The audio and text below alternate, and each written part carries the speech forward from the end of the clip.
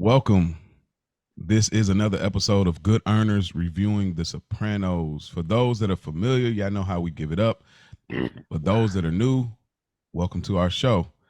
And here on Good Earners reviewing The Sopranos, we're talking about family, finessing, finances, and feelings in the world of Tony Soprano, bringing you a new perspective, a fly perspective, and most importantly, a black perspective. Before I let you give us a synopsis, Spike Lou, great feedback we're getting here, brothers. I just gotta put that at the forefront of the show. Gentleman just reached out. Said, I'm so glad I found y'all broadcast. Yeah, keep up the good work. So I think we're really putting a staple in this Soprano space in regards to this content. So shouts out to y'all. Shouts out to the listeners, man. No doubt, man. Appreciate Absolutely, y'all. man. Yes, if you guys didn't know, check out Rich joined us on another week in the books last week, man. It was a great conversation. We appreciated having you, brother. Thank you. For the Good Earner listeners that may not have gotten over to another week in the books yet, go ahead and check that out, man. It's a great episode for you to start at. We had the brother Rich on. We appreciate you, man. Pleasure was all mine, man. Pleasure was all mine. Incredible conversation. Absolutely. Spike Lou, what episode we reviewing today, bro? This is season 2, episode 12, The Knight in Satin Armor. In this episode, Janice and Richie put the In this episode, Janice and Richie put the finishing touches on their wedding plans, literally.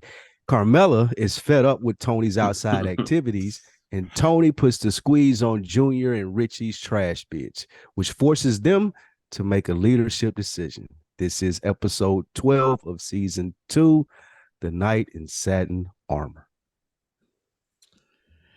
Oh, man. Scene 1, we get this ballet music. We get this ballet music like some Tom and Jerry. This is like some Tom and Jerry cat and mouse type of situation. Tony is moving stuff into their house, so it looks like they made the big dog purchase on the home. But who is it that's helping Tony move the furniture? It's Janice. She's moving the couch with them, and we see a few different characters that will be bigger characters in the later season, but we see Jackie Jr., Jackie's son, as well as Richie's son, Junior as well. What did y'all think about this scene? There's so much. I got a lot. I got a lot here, so I'm gonna throw the ball in your court. Rich, how about you, man? What you get from this initial opening? Because this was a very interesting Soprano scene. Yeah, man, very interesting. Like you said, that cartoonish style music in the background. I've said it before. Sopranos does a lot of like duality. And I think this scene has another, some more symbolism of that. You obviously have the two cousins between Richie Jr. and then you have Jackie Jr. And just their lifestyles. There's even mention in the episode later on from Richie, why can't my son be more, why can't I have like Jackie Jr. as my son? Which is ironic as a whole anyway, because of what we discussed with Richie, as it goes on. So that's just funny in itself. But you have them in the same scene, obviously, like you mentioned, our introduction to Jackie Jr. Janice just kind of showing her strength. Something about her moving a couch. That's not something that you would imagine a mob wife to be doing. They hire movers for that, or some of the guys would do it. Janice rolls up her sleeves and she's moving the couch with Tony. Kind of shows their similar, like I said, that strength. And that goes on to show about Janice and her character. And then also just the overall Tony caring about Jackie and what he has going on. Like I said, it's a little bit of foreshadowing. He's supposed to be in school. His dad, one of them, he was an intellectual. He'd be upset if he was here. Oh, Richie's going to take care of him. Just more problems for him. What about you, Spike? It's interesting, like you said, Janice rolling up her sleeves here and her and Tony moving the couch. But all these able-bodied men in the house doing other shit. And it goes to, I feel like, how the episode's end. It's like, this is the Soprano family. The decision that Junior made, what Janice did, our family is putting in the work. All of these other motherfuckers are just standard buyers. We are the ones that got to roll our sleeves up, get dirty. And they slowly realize that, get through this episode throughout the season. Like, you see that in them. Like, we are the Sopranos. Like, it was 4 dudes in there eating pizza and fucking drinking beer and watching sports, and then this nigga dancing all. I thought this was a dream. I thought this was a dream sequence. I'm like, why is all this weird shit going on? The first time around, I always used to think this was a dream sequence. It does feel like and that. I could see Tony getting pissed off, like even beyond the fact of Richie or Jackie wanting more for his son. Like, bro, it's 5 of y'all in here, and I'm moving the couch with my sister, bro. Mm-hmm. Like, what? Mm-hmm. What? Come on, man. Wow, great. Yeah, man. That's a great one other thing. Yeah, that was a great pull. Damn. That one other thing is we will see this throughout the episode in multiple scenes where somebody is saying they're just trying to do the right thing. We get that in this scene with Tony when he's, they're getting into it about Richie, his disdain and his hate for Richie as it continues to grow. And why are you throwing an engagement party? I'm just trying to, you're my sister. I'm trying to do the right thing. That's a very major theme in this episode. People, what they think the right thing is and how that has an effect on, their world and their life. Yeah, I think it's really interesting. We know Richie Jr., he goes by Rick. We'll get it later. We'll get later stuff that I want to speak to about Richie. His name. Richie. He might go by Little Ricky. Or Little Richard. Go ahead and just spoil it. Little Richard. There we go. His name is Richard. That's their full name, Richard. So I thought that was a funny little writing prop right there. Ricky, Richie, Richard, Little Richard. Like, yeah, all that. But yeah, it's funny you say that. You got somebody doing what people tend to think women would just be doing, dancing and stuff. And then Janice is doing what you would tend to think men would be doing, help moving stuff. So it is that flip there, which makes it very interesting. But I did have a question for y'all. How did Tony know Jackie dropped out of college? Because we know next season, and I'm not giving anything away, but it's as if a relationship he has, that individual doesn't know, which is pretty close to home. So how did he know that he wasn't in college? I'm assuming that it's like he took a break, because when the next season comes up, he was back in. Tony thought he was back in. Okay. Because he asked him about his grades the next season. Okay. Yeah.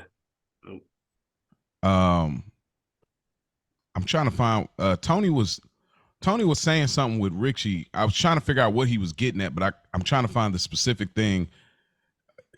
We will see later, but Tony has a thing with his kids and Richie or whatever. So I'll find it later. But it's this thing I'm trying to. Weird. He didn't want his kids hanging around. Okay. Okay.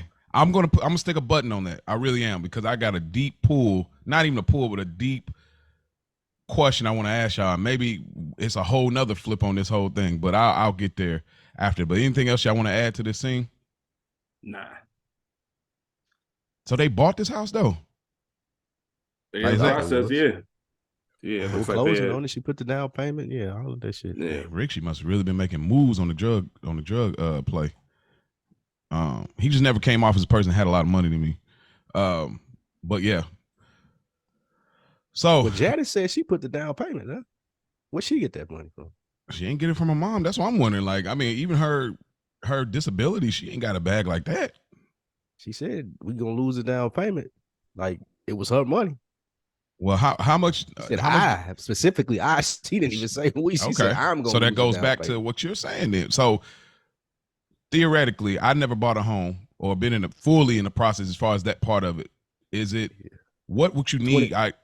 20% of 800,000 is at least what they needed to move in. 20%, and that's on the low end. I'm being very modest. That's still that's 100. That's 160. That's 160K. Yeah, 160 on the lowest possible end. Like, that's being very modest. So we can assume this house is... that ain't. I'm assuming Richie got 160K though. Okay. How Junior responded to the $400,000 like he did. It didn't like take him all the way out. Yeah. Like, if nigga told me 400,000 for something, I'm like, nigga, I don't know how you expect to get it. Junior at least was like okay. Yeah. I feel like with Richie, man, he probably got about 200K. That's probably why he's stressed out a little bit. He got the bread, but that's pretty much all his bread. That's it, Richie. Like this milking him. Okay. This stressed him out. Like damn near all. He's gonna have about 50 left after this transaction. So he's like, hold on, man. You know how we be as men. Like, you be right there on the line. You're I can't wait. Let's get the. Hold on. Easy. Yeah, take it easy. Oh man, straight up. Great. There's a good Atlanta episode about that. Oh yes. Yeah, absolutely. Yeah, it is. Absolutely. Yeah, I know this wouldn't be a good earners episode if we didn't reference all of the other shows outside of here. Facts. So that's us. But the next scene, great.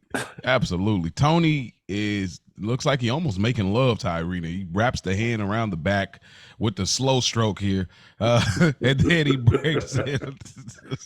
He breaks it Way off. too engaged for it to be the side chick. Oh man, he was definitely like kind of. Yeah, it was like that. See you next lifetime. That whole. Yeah. But yeah, so he pretty much breaks it off with her, and she has these cow boots on. Before I throw it to y'all, I have to say I never really find Irina attractive. This is probably one of the few times I thought she was attractive in this scene. The boots, everything. I don't know. I thought she looked real good here. This is just my own personal opinion. But what did y'all think about this scene? Is it a personality thing? Why I don't find her that attractive? She's cute. Yeah. It's probably a personality thing. I think she's kind of a little too skinny, kind of like for me. You know what I mean? Kind of like that model skinny a little bit. Like it's kind of never really, Melfi's kind of right at that good space. Carmela's at a good space. I think she's a little under that, but she looked attractive. I got you, man. Especially when we get Adriana this episode. My goodness. Or that's later on. That's like I'm thinking about a later episode. Season 3, episode 1. Yeah.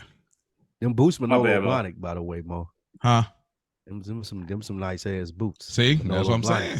I'm like, hey, chill out. Nice ass boots. Yeah. But what did y'all get from this breakup scene right here?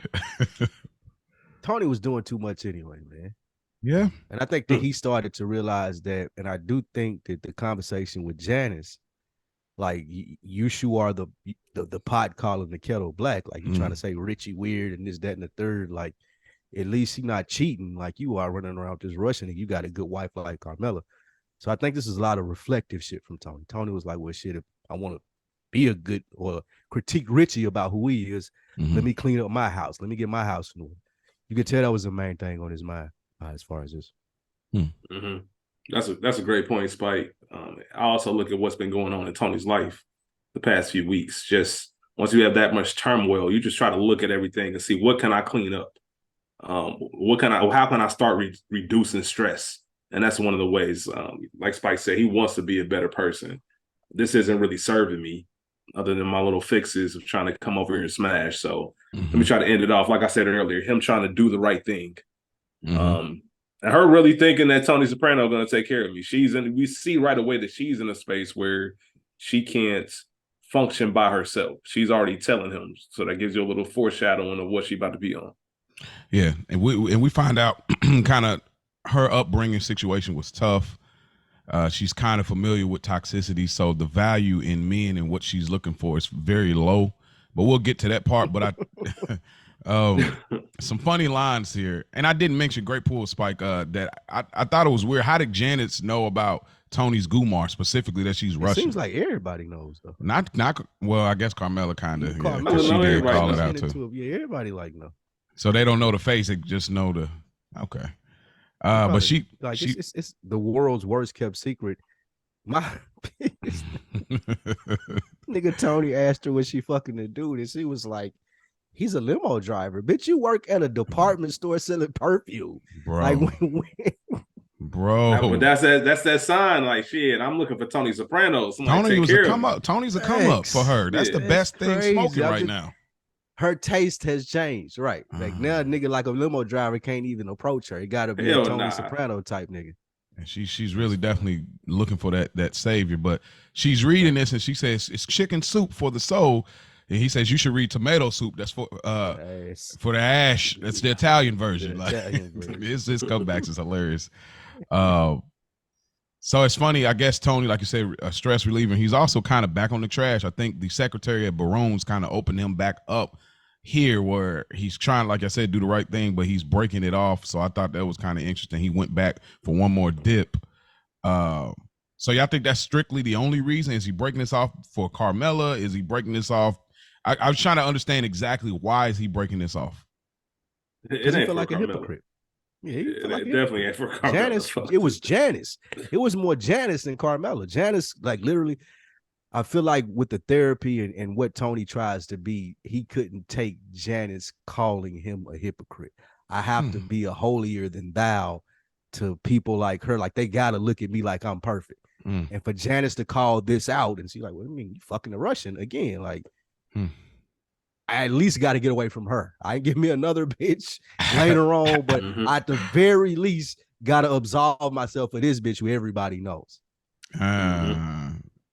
Janice has these weird false equivalencies because remember earlier, I think actually in Commendatory, where her and Carm were having this conversation and about feminism and stuff like that, and like Carm was really looking at herself a certain way until it came back like, wait, you dated Richie? Ha! You almost got me there for a second. Like, so it's this funny false equivalency that Janice seems to have, and we'll get a little bit of that later with the Richie scene, but I wanted to point out this as we move on. This has to be one of the most selfish lines up into the series at this point, as far as we've reviewed.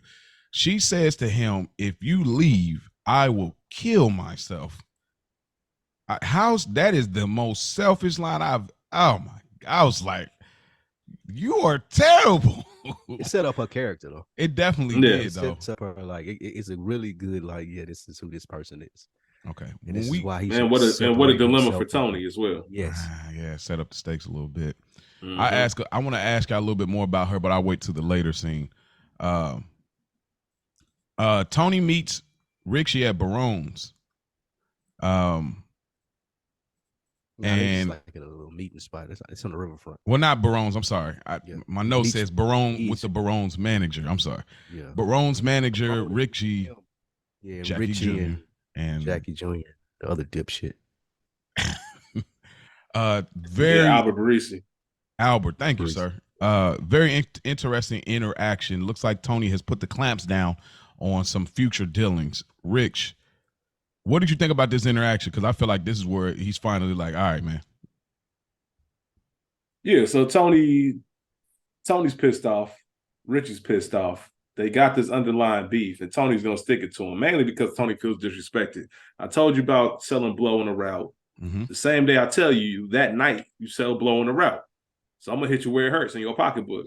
And you was talking shit about buying this house. Do I got a new lawn? When the last time they put my shit in? What's my wall look like? I bet. Good luck paying for your crib. And he knew exactly what he was doing, but whether he had a little personal beef or not, it was a principle thing. He as the boss of the family, he told Richie to stop doing something. He kept doing it. All right, now you lose out on the bid. And it sounds like that's a bunch of money going on. And Tony's trying to get a grip on the trash business and how things are settled, because it seems like everybody's got a little beef about how things are going.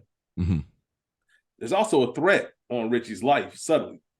You know, he said, you can get found in the back of one of your trucks. You know, so that's not made men. You know, when you talk about made men in conversations like that, you know, those are few and in between. You know, those are words you don't really hear too often. So it's just very telling that was brought up. And yeah, Jackie Jr. speaking out of place as well, which is something that we see throughout this episode. But him carrying his father's name like he put in the work is very interesting to me, because there's no business why he should be talking. Especially when Richie was so quick to tell Chris about himself upon their first meeting and talking out of line and being all that, you know, so very interesting. What say you, Spike? Even with the threat of putting him in the back of the truck, I think Tony handled this. Like, he was very reasonable with Jackie talking out of place. Absolutely. And Richie saying all the bullshit that he was saying. Like, if you can think back to any other interactions that niggas like Jackie Jr. talking to like a boss, like they got like, I remember when Christopher, who was way more established, did that shit to Johnny Sack. Johnny Sack made that nigga leave the room. Oh man. And Phil too. Like, feel like, nigga, why are you even speaking? Even Junior later in this episode was like, is somebody talking? Like, what the fuck is that? Get out of here. So Tony did a really good job at like being like, man, like, I'm gonna let you live because you my best friend's son. But bro, like, we've seen in other instances in this world where a nigga like him talking out of place, like, nigga, you ain't getting none of that shit off. Yeah. So Tony, like, I feel like was very reasonable with this. And even with Ricky, he told us to go fuck ourselves. Like, nigga, yes. You might not walk home. You might not make it to the car. Now that you want to do all this third person shit, like, I feel like Tony was very reasonable with them. Absolutely. Jackie Jr. is so far out of his jurisdiction. This speaks to as well. It starts. Go ahead. I was just gonna say this starts building the character for like to hate Jackie Jr. Like there's a lot of other scenes in season 3, but this is the beginning of it. Yes, notorious Jackie, but it speaks to one of Richie's problems. His blind spot is where he chooses to operate in emotion. That's one of his blind spots, because when it comes to the missions he's been on, a lot of it has been from an emotional standpoint with Janice. He's moving emotionally and not logically. Right here, he's moving emotionally too. Sure, maybe back in the day before he went to prison, that was the thing. When you got a son that's interested in the family, we groom him to it. We started quietly bring him to the business. But that was from back then. But I also think this is just an emotional thing. He's so mad about his son. I'm going to bring my nephew with me and treat him like he's my son because he has no business being here. So I think, again, Richie's making a terrible decision, an emotional decision by bringing him here. And Jackie stepping in, speaking about his father. The only reason you're living is out of respect for your father. Like, that's the only reason Tony is giving you grace. They ain't got there yet. Yeah, they ain't got there yet. But I'm just saying, like, it's funny he said it there because that was what I was thinking. Yeah, that's facts. I will say this scene was very important to a later scene. It's just great how the show ties everything together to what Junior said, and I'll say it now since I don't want to forget it. Just a little bit of forecasting, like, you can't sell it. Like, Richie can't fucking sell it. You can't convince Tony that this route should be yours. You can't convince him that the coke, like, you're just not a good. You can't sell it, bro. Yeah, that's a part of it. And that was so brilliant by Junior, bro. Like, that shit was like when I know we'll talk about it when we get there. When Bobby was like, I'm in awe, like, that was good. Yeah. And you know, it's funny when you say that. Every time I hear that line and hearing you say it just now, it makes me think of a character we meet in season 3 that's similar to Richie in my eyes that can sell it. I know who you're talking about. Yeah, there's a character that can sell it. Yep. Yeah, it's very interesting. Yeah. Great. We get Junior, he meets with his attorney, and what Spike was speaking to earlier, we find out, like, pretty much it's gonna cost you close to $500,000 to pretty much get all of these tests done, get your phone documents switched up, like getting all of these people and the lawyers talking so casually about it. It's like how much was it? Was it $400,000? $400K, man. That Tony. Hold on, but was it $400,000? Junior, man. Oh man, crazy. Was it $400,000 that Tony brought for Carmela? Yeah, to his attorney. So it's okay. So it speaks kind of to those differences, but for Junior, is that the same dude? Is that the same? No, dude? so it's a different dude. So I stand corrected. I said this, that they had the same attorney. I don't know why I said that. They don't really resemble, but I forgot it was 2 different attorneys, and they probably can't represent 2 of the Sopranos because it's probably a conflict of interest, especially when they were actually back at each other's head. So I stand corrected for all of those earlier listeners that were probably screaming through their iPod, or their AirPods, like, that's not true. So I stand corrected there. But what did y'all think about this scene, man? For me, man, I love scenes like this. And like you said, we talk about other shows. I was just watching Ozark, and the scenes where, like, there's a scene in Ozark where the dude mama died, or really some mama, spoiler alert, and like they're going to the funeral expenses, and my nigga is just like tearing them up. It's $8,000 for this embalming, like you're getting this special casket, all of this bullshit. And Wendy, who is a hustler too, she knows we being fleeced, but it ain't nothing that I can say because that's what you do. And same thing here with Junior. Junior kind of give him this look like, bitch, like ain't nothing it ain't nothing that I can say because I do this too. But I know what you're doing, and I gotta respect it. Because if you wouldn't, like, I wouldn't employ you if you weren't good enough to try to do this to me. So it's just, I love that, like, the respect, like that little smirk that Junior gives him when he tells him the total, like, motherfucker. And we've all been there. Yeah. You getting your car or something fixed, you buying something you like, God damn. How much is your freedom worth? Anytime you ask somebody how much something gonna cost, and they first answer is, that's how you know it's about to be some bullshit. Boy, it's finna get ugly for you. About to be some bullshit. It's finna get ugly for you. They gonna have a great explanation though. Oh yeah, like they gonna sell you on it. If they hit you with the eye first, you can sell it. Got you. Yeah, nigga, I got you. I got you. Absolutely. And it goes to that contrast to Tony's lawyer. We see Tony's lawyer. How much is it? Pay me when I actually do something. We get the exact opposite of somebody like this. If he sees an opportunity for some bread, he gonna get that bread. I don't even know how long you gonna be here, Junior. Come on with these folks. That's crazy. He definitely trying to fleece him. Come on with it. That's a good pull. That's a really good pull. Definitely fleecing him, man. Definitely fleecing him. Bag right there. Nigga. Wow, that's great. Richie, he meets with Junior and pretty much tell him like, yo, it's a no-go, bro. Like, it ain't happening. Your nephew, he's out of pocket. We can't keep these drug routes because he's not having it. I wanted to ask y'all, we get it's a lot of setup here for a later scene. For one, is Junior, so right here we see Junior, he's like, dang, pretty much like, I really need this money. For one, does Junior really need this like that? Or is he just frugal? And two, was he really trying to see if Jackie could sell it later? Or was he playing it like he said with Tony?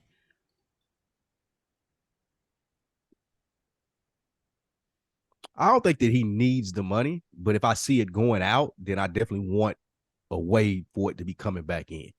It ain't like, oh, I'm broke. But it's like, nigga, 400,000 finna come out. I want 20, 30, 40, 50, 60 coming back in on a consistent basis so I can build back up to where I need to be. That's the part of it. The second part of your question is the beauty of Junior Soprano character, because you don't know. I don't really know if he was like leading Richie on or if he was like completely on some bullshit. Like, I do not know, and it's really hard to tell. And I don't know who says it, but they say the Mr. Magoo type, like you're carrying yourself like Mr. Magoo, like, oh, I don't know. That's brilliant for Junior, and that's a thing even to the sixth season when he has the incident with Tony.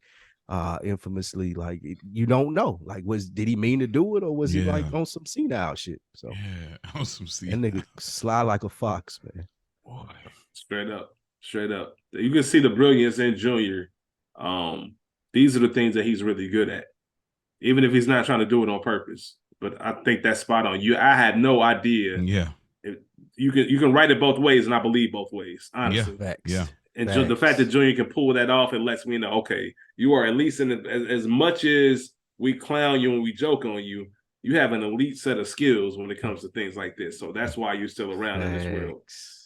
He can sell it. And even the line where Richie walks out, like, he's such a fighter for his size. Like, just kind of like he's sizing him up. He's got moxie for his size. Like, is that big? Like, I want to see what he can do, or is that like, I respect him? You don't really know. It's almost like a little bit of both. Like, he's trying to figure it out on the fly too. Like, let's see how he plays, so I know how to play it. Yeah, it's like, see, Junior, the challenge I think that Junior has is like, he really does like Richie. I think he genuinely likes Richie because he reminds him of the old school so much. He's like, this guy is a classic mob guy. This guy is a classic family guy. I think he really likes him, but the problem is, remember in the episode with the jacket, Junior was saying that, like, basically, like, times have changed. Like, you kind of got to get with the times. You know what I'm saying? Like, even Junior had to give. That's the only reason he was open to allowing, them to be moving drugs on these trash routes. So I think that he respects him. He's like, he got great moxie. Like, back in the day, bro, you would have been that guy, but you don't even understand what's really going on. And I think Junior still thinks of himself very highly. So when he thinks about, I went at my little nephew, and I'm his uncle. I've been in the game much longer. I rode with his father. I couldn't get my little nephew out of here. I'm not quite sure that he can sell it. So I think he got great respect for Richie, but I also think that he understands that if he can't sell it with the Barisis, then, I mean, what are you gonna do? So, right. But great scene, Richie, boy, I got some words for him once we get to the end. But Big P meets with Skip in the alley. which is funny because it's a transition where I think Junior was saying meet with Alley Boy. So I think it's kind of funny that he's a boy in the alley, so to speak, a Big P. But he's in the alley. He meets with Skip, and he's got all kind of ideas of what he wants to start doing. As far as now that he's fully shed his mob skin, so to speak, to embrace this informant life. I want to ask y'all, seriously, where did this transition happen? I'll start with you, Rich. Where did this transition happen for P? Because I can't quite get it. Where did that happen? He's just in that weird spot, man. He's wrapped up in the life, man. He's known for a long time, similar to how viewers, if let's say it's your first time watching this show, all right, the show does a good job of not saying anything, but you kind of know what has to happen. There's only one way for this storyline to end, right? And I think P knows that. When you look at Stockholm Syndrome and the symptoms and all of that, he's trying to look for the out because he knows that's the way, the regular way, how it's going to end, that's a certain. Mm-hmm. Maybe there is a life where I can do my time and become a part of the feds. Mm-hmm. You know, they do that with a lot of like fraud people. You know, back in the day, if you knew how to crack checks and defraud them, they'll hire you in to teach them how to do it and how to catch it and stuff like that. He's thinking that he can add value to the actual feds and really believe in it because he has to believe it. He can't believe the truth. You know what I'm saying? Because that's fine. He doesn't want to believe that truth. He thinks there's another way out there. So he's trying to convince himself. Okay. And when you convince yourself, and like I said, you have that Stockholm Syndrome, you're already living out the realm of reality. So he's thinking, I got to do everything I can to prove myself that I can be a federal agent, which sounds wild to us. Yeah. But in his head, he thinks, if I prove myself, then maybe there is a shot for me. Because he knows he's all out. Interesting. What about Those you, are great points, Rich. And I had the same question that Mo did. Like, at what point was this nigga all Barney Fife? Like, yeah, I want to work with the feds and I want to do like they didn't do a really good job. We praised this show for a lot. This is one of the things that I'm like, well, wait, man. And that you asked that question, Mo, I see that it wasn't just me because I was gonna ask you two the same thing. Yeah. I was like, when this nigga turn into like Barney Fife and I gotta do everything that I need to do. But Rich, you did bring up a great point. I think that he did come to a reality of like, bro, it's only a couple ways it's gonna end. Right. And Skip did a good job of telling him at the end, like, look, bro, like, you're gonna help us with Tony, you're gonna do your time, and then you can figure the fuck out after that. But there is no skipping a step. And Pussy was trying to skip a step. I don't think they did a good job on scene of showing us when he came to the conclusion, though. Because he cites a couple things even in the car, and we were like, well, I mean, but you were still rocking with Tony after that. Yeah. Like, he said a couple of things. Yeah, like he said a couple of things, and like, well, he did this, and I was just so pissed off. But like, you was just saying you love him too. So I had the same question as you did, Mo. Okay. And that's why I was thinking, because I was like, the last time I believe, and if I stand corrected, y'all know y'all can hit us up, GoodUnderPod_Sopranos on IG. But last time I believe was in Bust Out, where there was that conversation. They was drinking Henny, and the only thing I remember last was when Tony was like, why ain't they asking you questions? And he was like, I'm sure they'll get to me. And that's the last thing I believe that we had of P. So I don't know if that was. Yeah. He did say in the car, though, now that I'm thinking about it, he said, thank you for the help with the Bella Lockwood thing. So maybe he thinks the dude got him off the hook there. The dude told him, he was like, bro, we're not turning our heads on a murder, nigga. If I knew that was you, I would have locked you up. Is basically what he told him. Okay. Yeah. But I think he thinks that he gave him a pass on that. Okay, so it kind of resembles that mob type of gravitas in a way. Yeah, like, you fuck with me, I'm gonna go hard for you. Okay.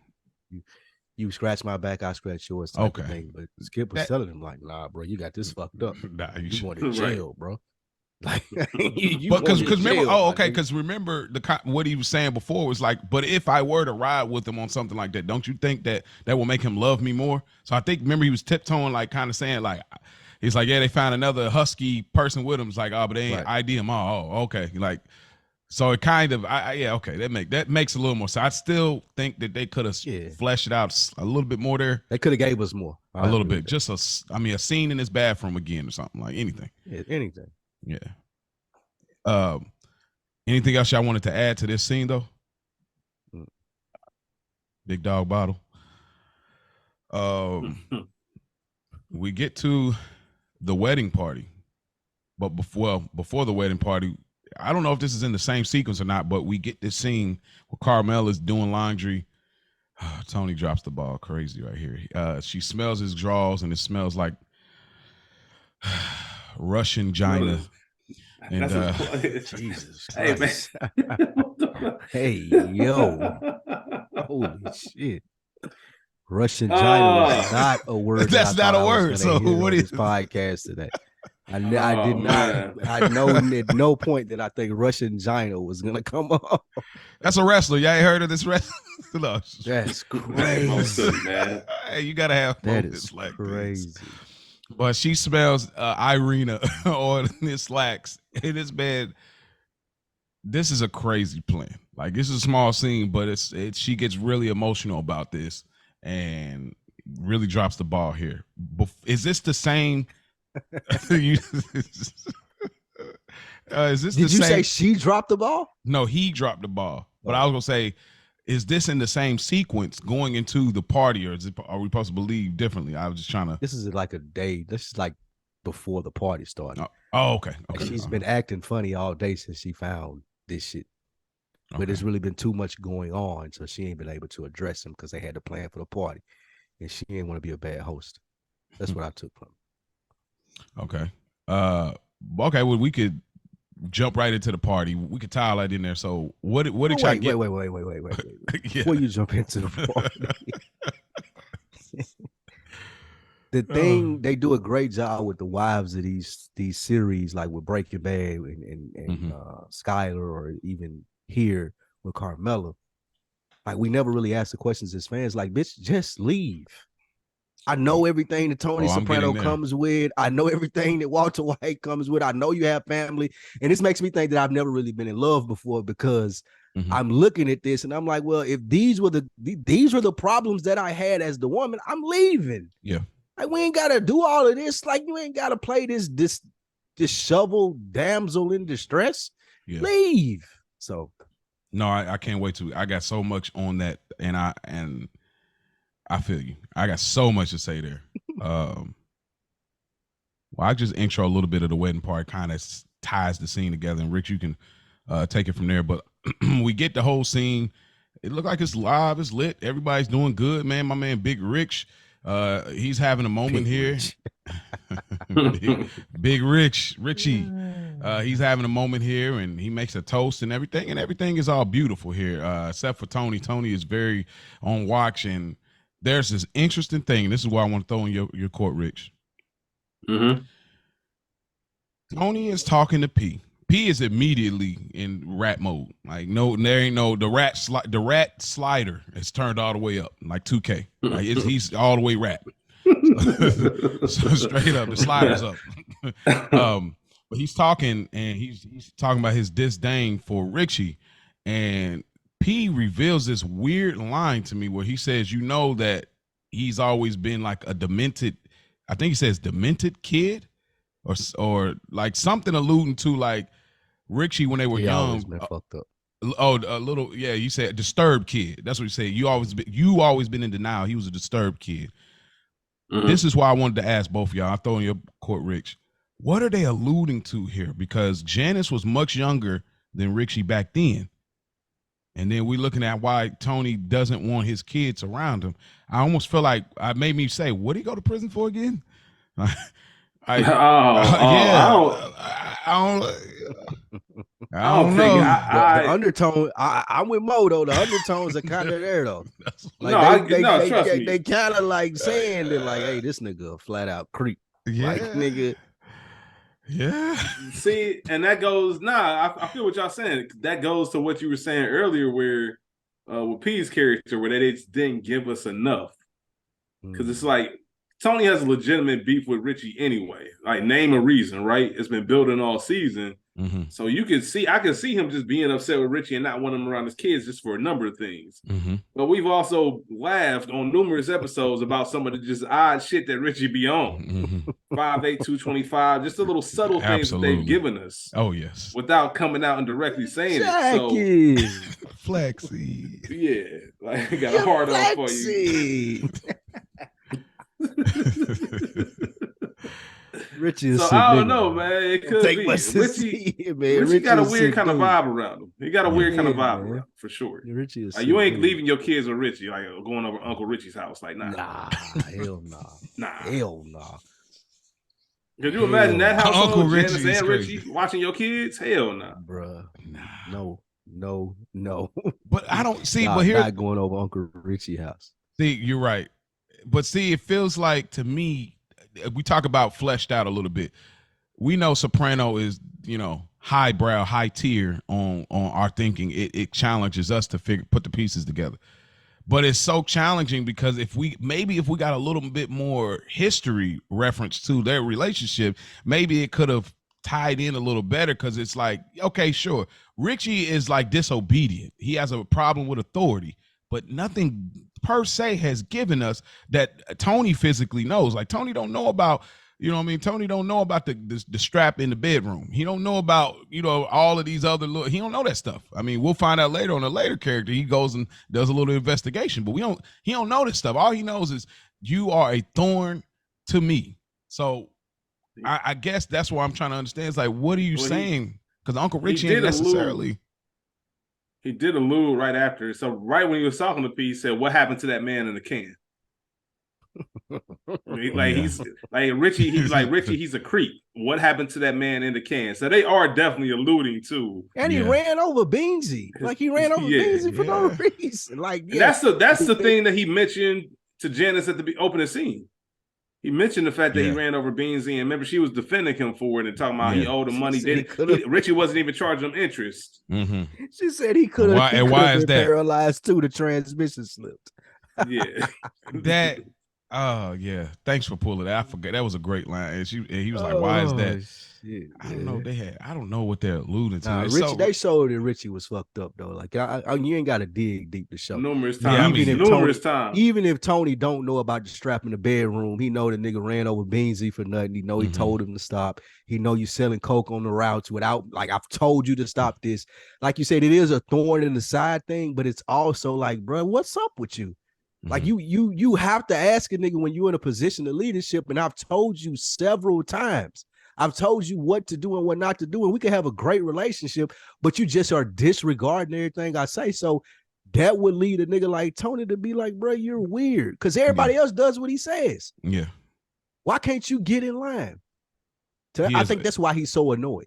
Okay, he is like a wild card, that makes like, sense. Bro, what the fuck are you doing? Yeah, you're right. Like, yeah. He goes to Carmela and he said, "You never believe this. They got the old lady on Prozac," and he's like, "What's your problem? Why do you care, bruh?" That'd be the worst though, right? Bruh, this is what I was about to say. Girl, man, and you're trying to like have the little, you're trying to have a little relatable moment, y'all, little inside jokes, and she ain't even falling for that. You thought you was on the ups. You swore you was on the ups, and you found out like, "Oh, what did I do?" You like, fuck, what's wrong with you? Little stuff they do so good with this. Like, man, they just do so good with these little notes. You know what I'm saying? I liked at the top of the scene when she was smelling the laundry, and then it transitions right to them asking about the wallpaper, knowing that she got a thing for Vic. Yeah, and two people asked. She straight disregarded it. She ain't give the number. She ain't even respond to who did it. She walked off, nigga. She ain't even acknowledge that they asked about the shit. So that just shows you what kind of day she been having. Yes. What did y'all think about the speech between them two, with Richie and Janice, and they're going through the whole thing. They're going through with this marriage right now at this point. What did y'all think about this speech? Y'all believe it? Was it false? I mean, what was this? Was this real love? What?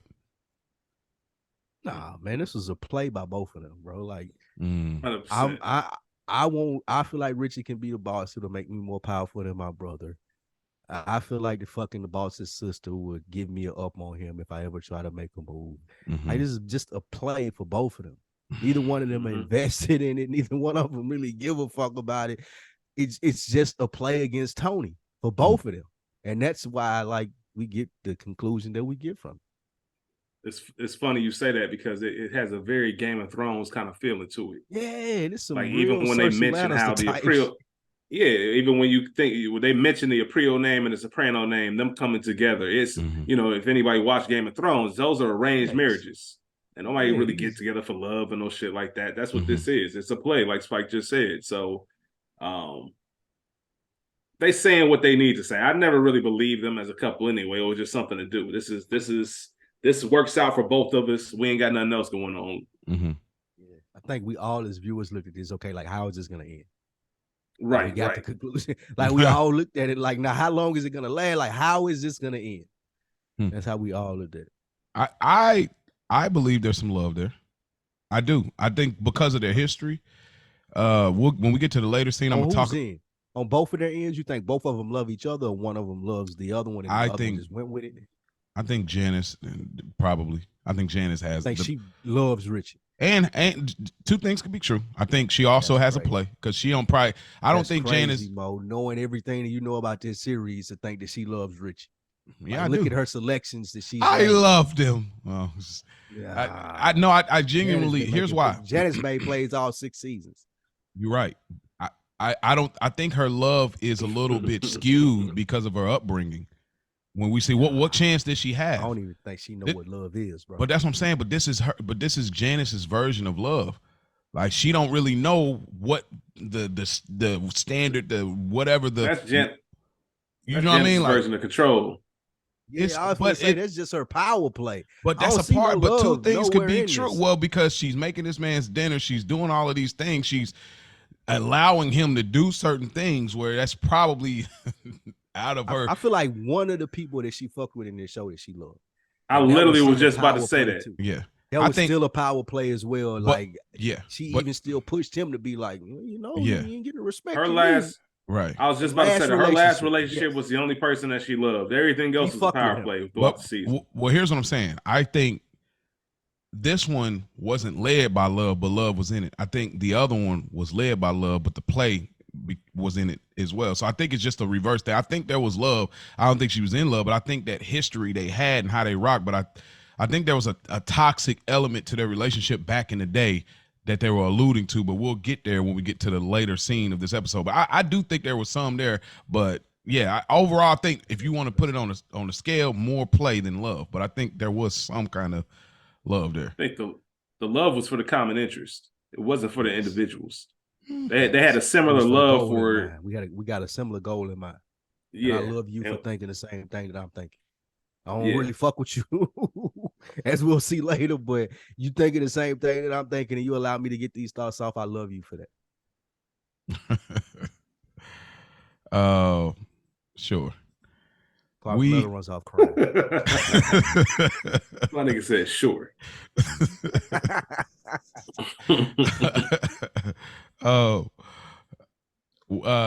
Tony gets a call, and it's basically about we learned the cousin Svetlana Irina basically was trying to attempt to kill herself. Carmela's still up watching TV and watching something that's very romantic and looks like love. Speaking of love, is there. She just like flat out like super numb to everything.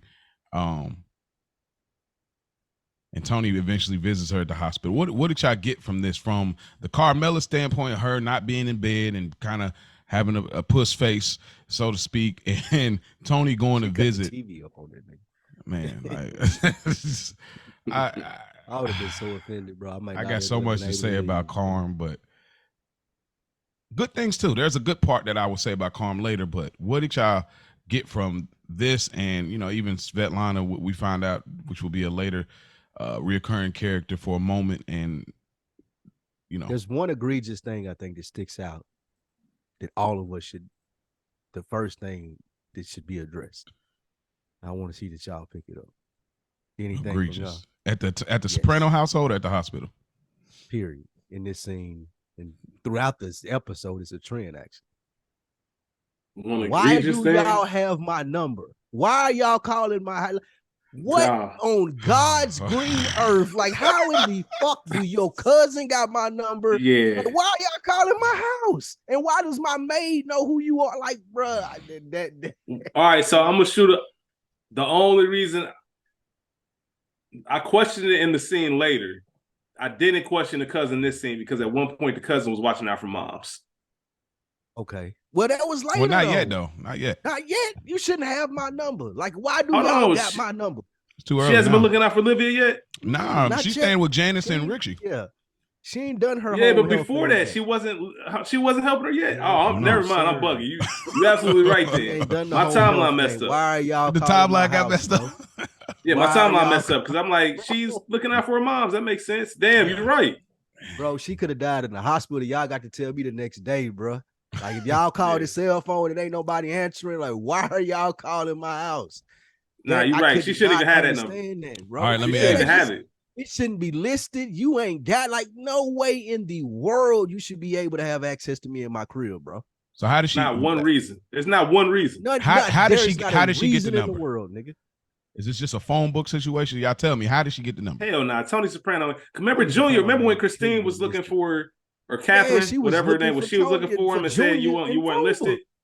Them niggas ain't listed. You can't just call. People can't just. I mean, I know if any young listeners right now, the white pages might be a foreign thing to you, but you can really look up anybody if you wanted to on the white pages and call their home number. It existed. Mm-hmm. Yeah, ain't no way Tony Soprano just listened and having. You know how many phone calls he would get?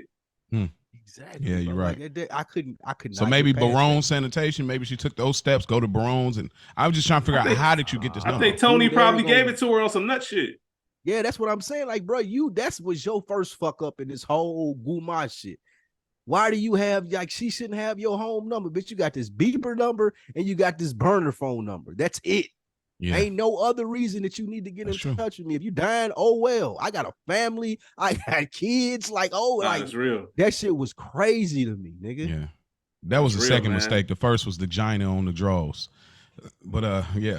I mean, but you can get off on that. Like, calling the crib is something different, bro. Yeah, like people may not relate to this, and they ain't as old as me or maybe Rich and maybe even you, Mo. But calling the house phone, bro, it's nuts, bro. That's insane. It ain't a cell phone, like calling the crib. Yeah. Like, my son might answer, my dog, like, bruh. Anybody can answer. No, nigga. You fucking crazy. Yo. I just flagrant. And it comes back up later in the season, another season. Yeah. Mm-hmm. That call was crazy. But Rich, so then set aside that, what did you think about Carmela just being up and everything, like just watching TV? What do you think is going through her head at this point? She just soaking over the dirty draws still, and the fact that she asked him to be clean and he being dirty, so to speak.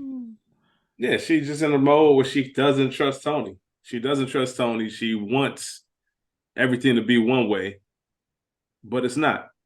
And that's all it comes down to. She knows that she can't have what she wants. Tony gets to move around freely while she at the crib bored flipping through channels. Like, she can never escape that. It's almost like she tricks herself into, well, I have the nice pajamas, I got the nice sound system and the TV, I got this nice house.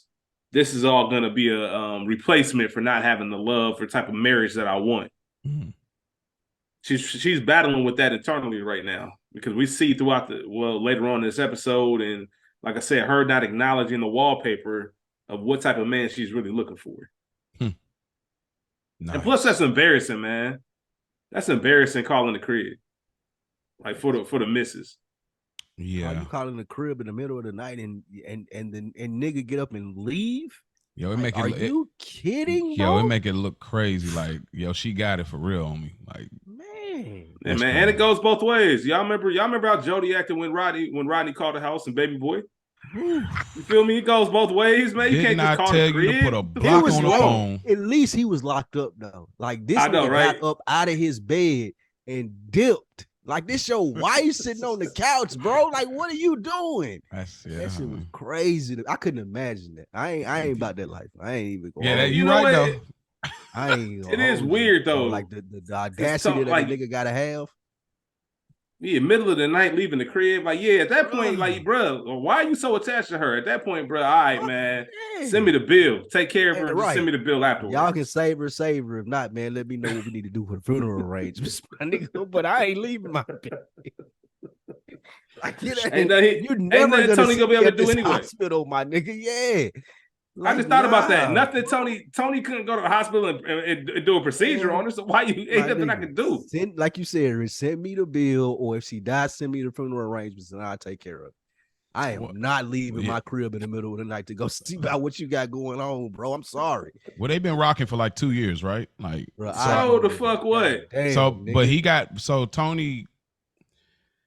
Tony, it's that complex. He's at this stage of the series. He still has the complex that it's a mindset. He like it's ducks and children. And he looking at her as a wounded pet.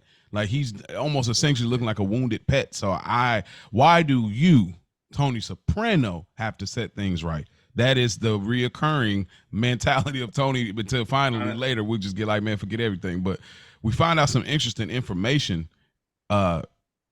Irina. Both her parents were alcoholics. Her dad died at 55. So this kind of speaks to, her upbringing or whatnot. And what I found very interesting in the correlation is we show Carmela what life is like with Tony, and she's crying. And then with Irina, we show what life would be like without Tony, and she's crying. So either way it goes, with or without Tony, you're still going to be standing where you stand. Which is I thought it was just a very interesting correlation between Carmela and Irina. Anything else y'all get from this hospital scene, from him visiting her and everything like that? He doing too much. Doing too much, okay. Doing too much. Trying to do the right thing, man. Man, you doing too much, my nigga. He hugged her and everything with the passionate hug and all that. Like, if it was one of my Tony should know better, man. Nah, this is really. One of my homeboys told me this was a situation. I'd be like, bro, you doing too much. You got a wife and kids at home, my nigga. Like, way too much, man. But let me ask this. Okay, let me ask this. Tony has a thing. We'll find out later, but Tony has a thing. He even talked to Svetlana about her having one leg, being handicapped, and we'll get more about that story. But Tony has a thing. I can't wait till we get to that. I can't wait. We're getting there, boy. We might be coming towards a made season. Tony hilarious, man. Tony funny as fuck. He really is, but like funny niggas, bro. Tony has a thing for women that, so to speak, have something to say. They have a true life journey. They have real challenges, and that turns him on. And it's like after Svetlana revealed that information about her childhood trauma and her struggle, when he goes in there, he embraces her and he's trying to set her up. It kind of brought him back into that fold in a way where he may have came in one way. And so versus Carmela, we'll find out later, where he has such an issue with, like, what is your problem? Like, why are you so, like, you know what I mean? So it's just this thing that Tony has, but y'all keep tracking, for those that are new watchers of it and y'all following with us, y'all just keep track of like how Tony looks at women in a certain way. So I think that's why he's sticking around, why he's doing too much. I said that to say that. And it's the complete opposite of Carmela, though, right? Like, he looks at her like a princess. You get everything you want. You live in the ultimate life. Like, you ain't got to fight for shit. Everything that you got because of me. He said that previously in episodes. So he looks at these women that you're talking about, Mo, as a complete opposite of his wife. Like, they got some fight to them. Yeah. Like, they had to go get this shit themselves. They don't depend on me necessarily, but even though they do, they don't depend on me, Tony Soprano, to be like the person in their life to dictate it. Yeah. A future Gumar, so to speak, is, I feel like why he was so turned on to her is because, like, you a whole different boss in your own way. I can't wait till we get there too, because boy, that's the one. Moxie. Right, she the one. What they say? What he say about Rich? She for your got size. Yeah, man. She got moxie for her position in life. Boy, straight up. Hey, Tony know how to pick him, don't he? Yeah, he do. Man, there was one that I got questions about, but we got a ways to go. Janice is getting dressed for the wedding. She's fully getting into it. She's talking about the cleavage. The cleavage was in effect. Cleavage was nice. Yeah, cleavage was nice. Yeah, this is one of the nicer ones. I think later it's a little different, but these earlier seasons, Janice is holding it down. Carmela kind of is really being mad. What? Go ahead, man. You think I'm crazy, huh? Janice holding it down is fucking wild. I mean, in Janice's lane. In Janice's lane. But Carmella is like it's something about when Carmella smiles really big. It's super hilarious to me because it's so cheesy. Like there's nothing real behind the smile at all. Carmella a dirtbag, man. Oh man, she's like a dirtbag. This whole scene, like it's Janice wedding. She trying to. Everything was about her. I remember when I looked so good when I walked down the aisle and blah blah this and I did this and you're gonna have to deal with. Like she was just completely trying to shit on Janice's parade. Because she ain't happy. Because of how she was feeling. Yeah, because of how she was feeling right there at this moment about Tony. But I do think it was very interesting on how when Janice gave her the tea, like she was antennas up. Like Carmella is she loves information. Like the housewife of New Jersey that she is. Like, wait, what? He put a gun in your head? Wait, is it like the smile of her face? Like you were just talking about, Mo. It was more authentic when she was learning about the Richie and Janice escapades versus anything that she said in that scene. Absolutely. What's that? What do you think about this, Rich? I mean, same thing as Carmella just ain't shit. She's really just trying to rain on Janice's parade. Don't want somebody else to have nice things. That's pretty much what it comes down to.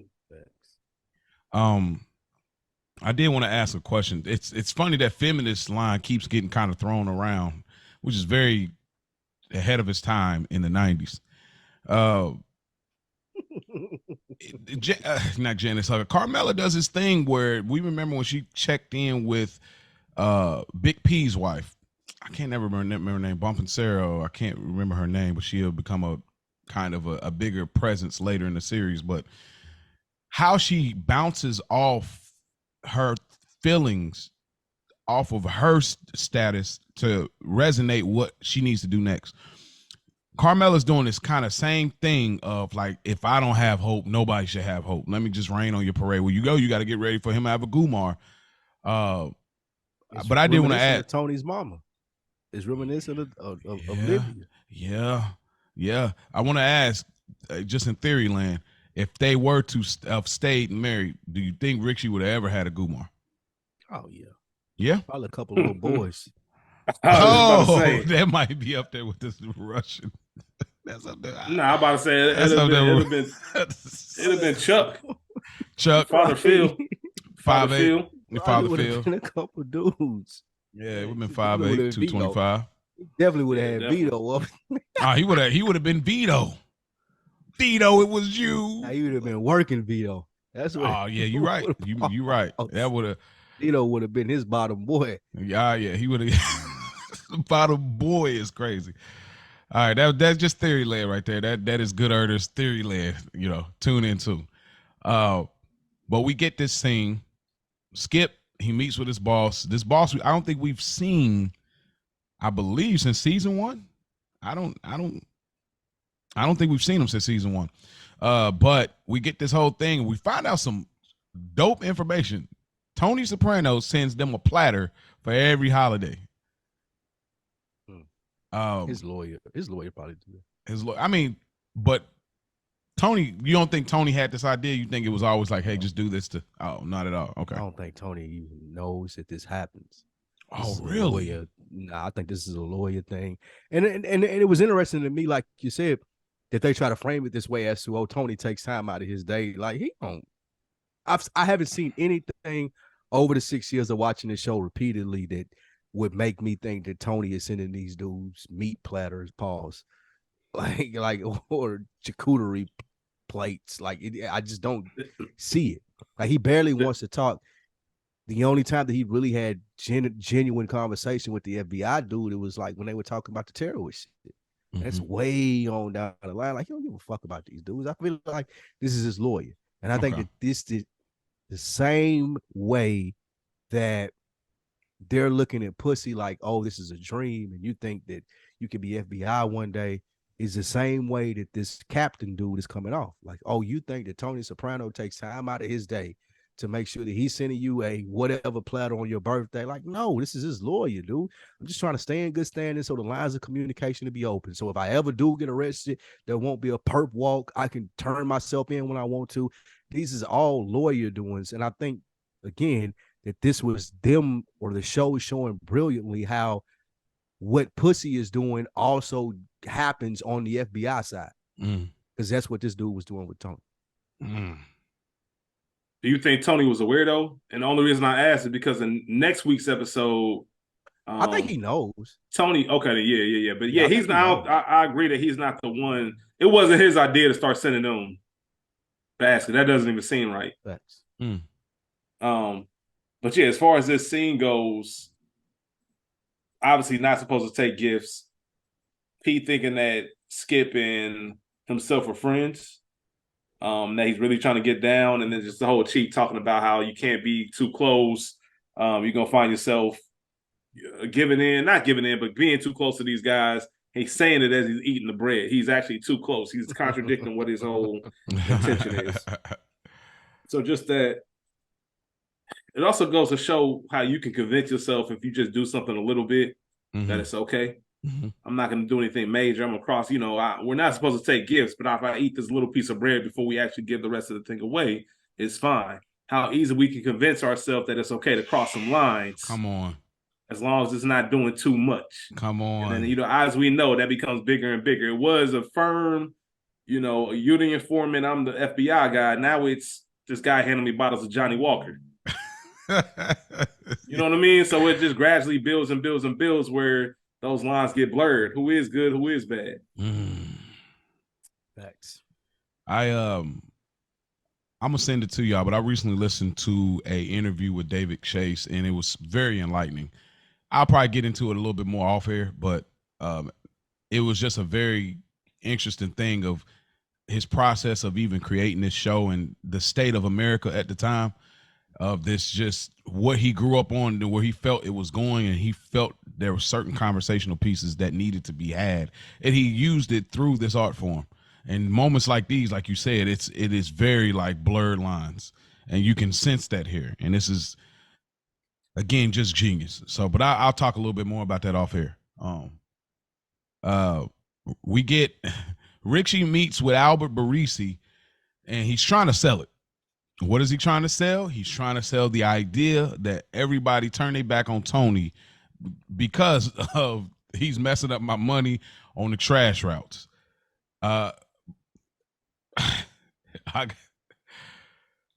There's this thing that Albert is doing. And please, y'all enlighten me.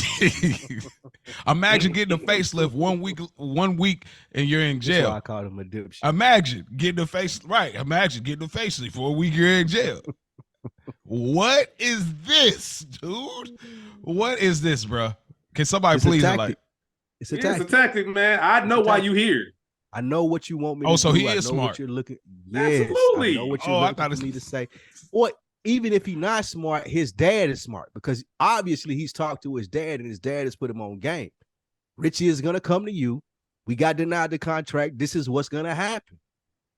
Like, they're going to ask you, do you want to off Tony? And all you do is mirror what he's saying. Don't make any commitments. All you have to do is ride the line. And, like, this made him less of a dipshit. And it made Richie more of a dipshit. Because, again, to Junior's point, like, bro, this dude is like, what's the dude, the guy's name in the first season? The guy killed it. Like, he's one of these dudes. You talking about Chris Friend? Patsy. Yeah, he like what's Chris Friend's name? Oh, you talking about Brennan? Yeah, he Brennan. Like those dudes. Like you're not a well thought out mobster. Like, you don't know how to make plays. Like, he's just in this position because his dad has put in the work. So for Richie, again, which was brilliant by Junior, and we'll get to this, for Richie not to be able to be like, I can make this shake. I can be convincing enough for you to get what I'm saying and kind of be on board with me, regardless of what your dad told you, regardless of what you think is happening, because you're a dipshit.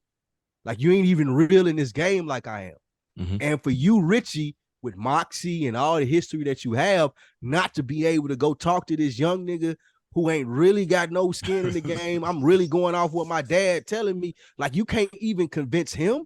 Yeah. I ain't fucking with you, bro. Like, you ain't got it. You ain't got it. You ain't got it, bro. So what do you say, Richie? What do you say, Rich? Ain't nothing to say. Ain't nothing to say. Spike just covered it all. Like, you don't. That's shameful. That's you shameful, let me man. get this off. You let me get the repeating shit off on you. Like, could you imagine talking to a nigga and a nigga doing you like that? I'm not even in the mob, bro, and I'm gonna be like, bro, what you got going on? I didn't pick this up, bro. I thought this nigga was dumb, bro. Some people are out stuffing themselves. Some people are out stuffing themselves. Get out of that nigga. And it's funny because I do shit like this, not in this manner. I'll be joking around with people. Like, if we having a conversation, you give me some advice, you'll tell me something, and I'm like, oh, you know what I should do? And I'll just repeat what you said, just on some funny shit.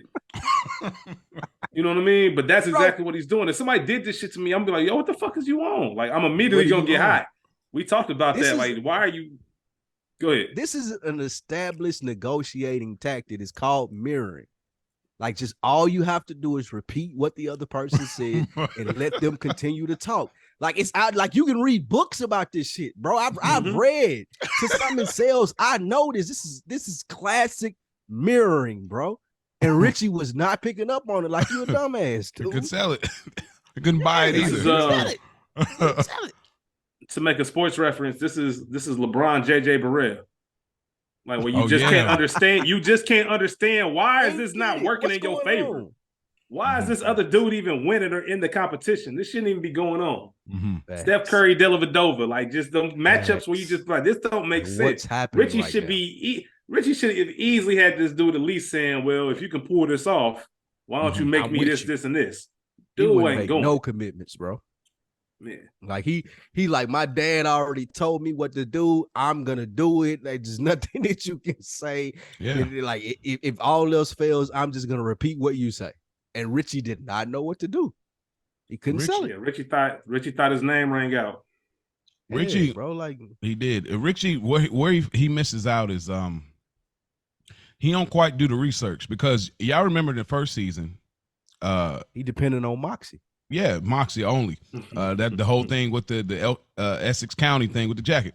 But first season, Larry Boy, Larry Barisi. Remember that Tony attended his daughter's wedding the first season. So Larry Boy was one of the people, along with Jimmy the Rat, was on his side. Like, yo, we backing you. So Junior, he's doing too much. We backing you. So he doesn't do the research to understand the origin of, like, yo, they really rock with Tony. They were behind giving secret votes for Tony to be boss, so to speak.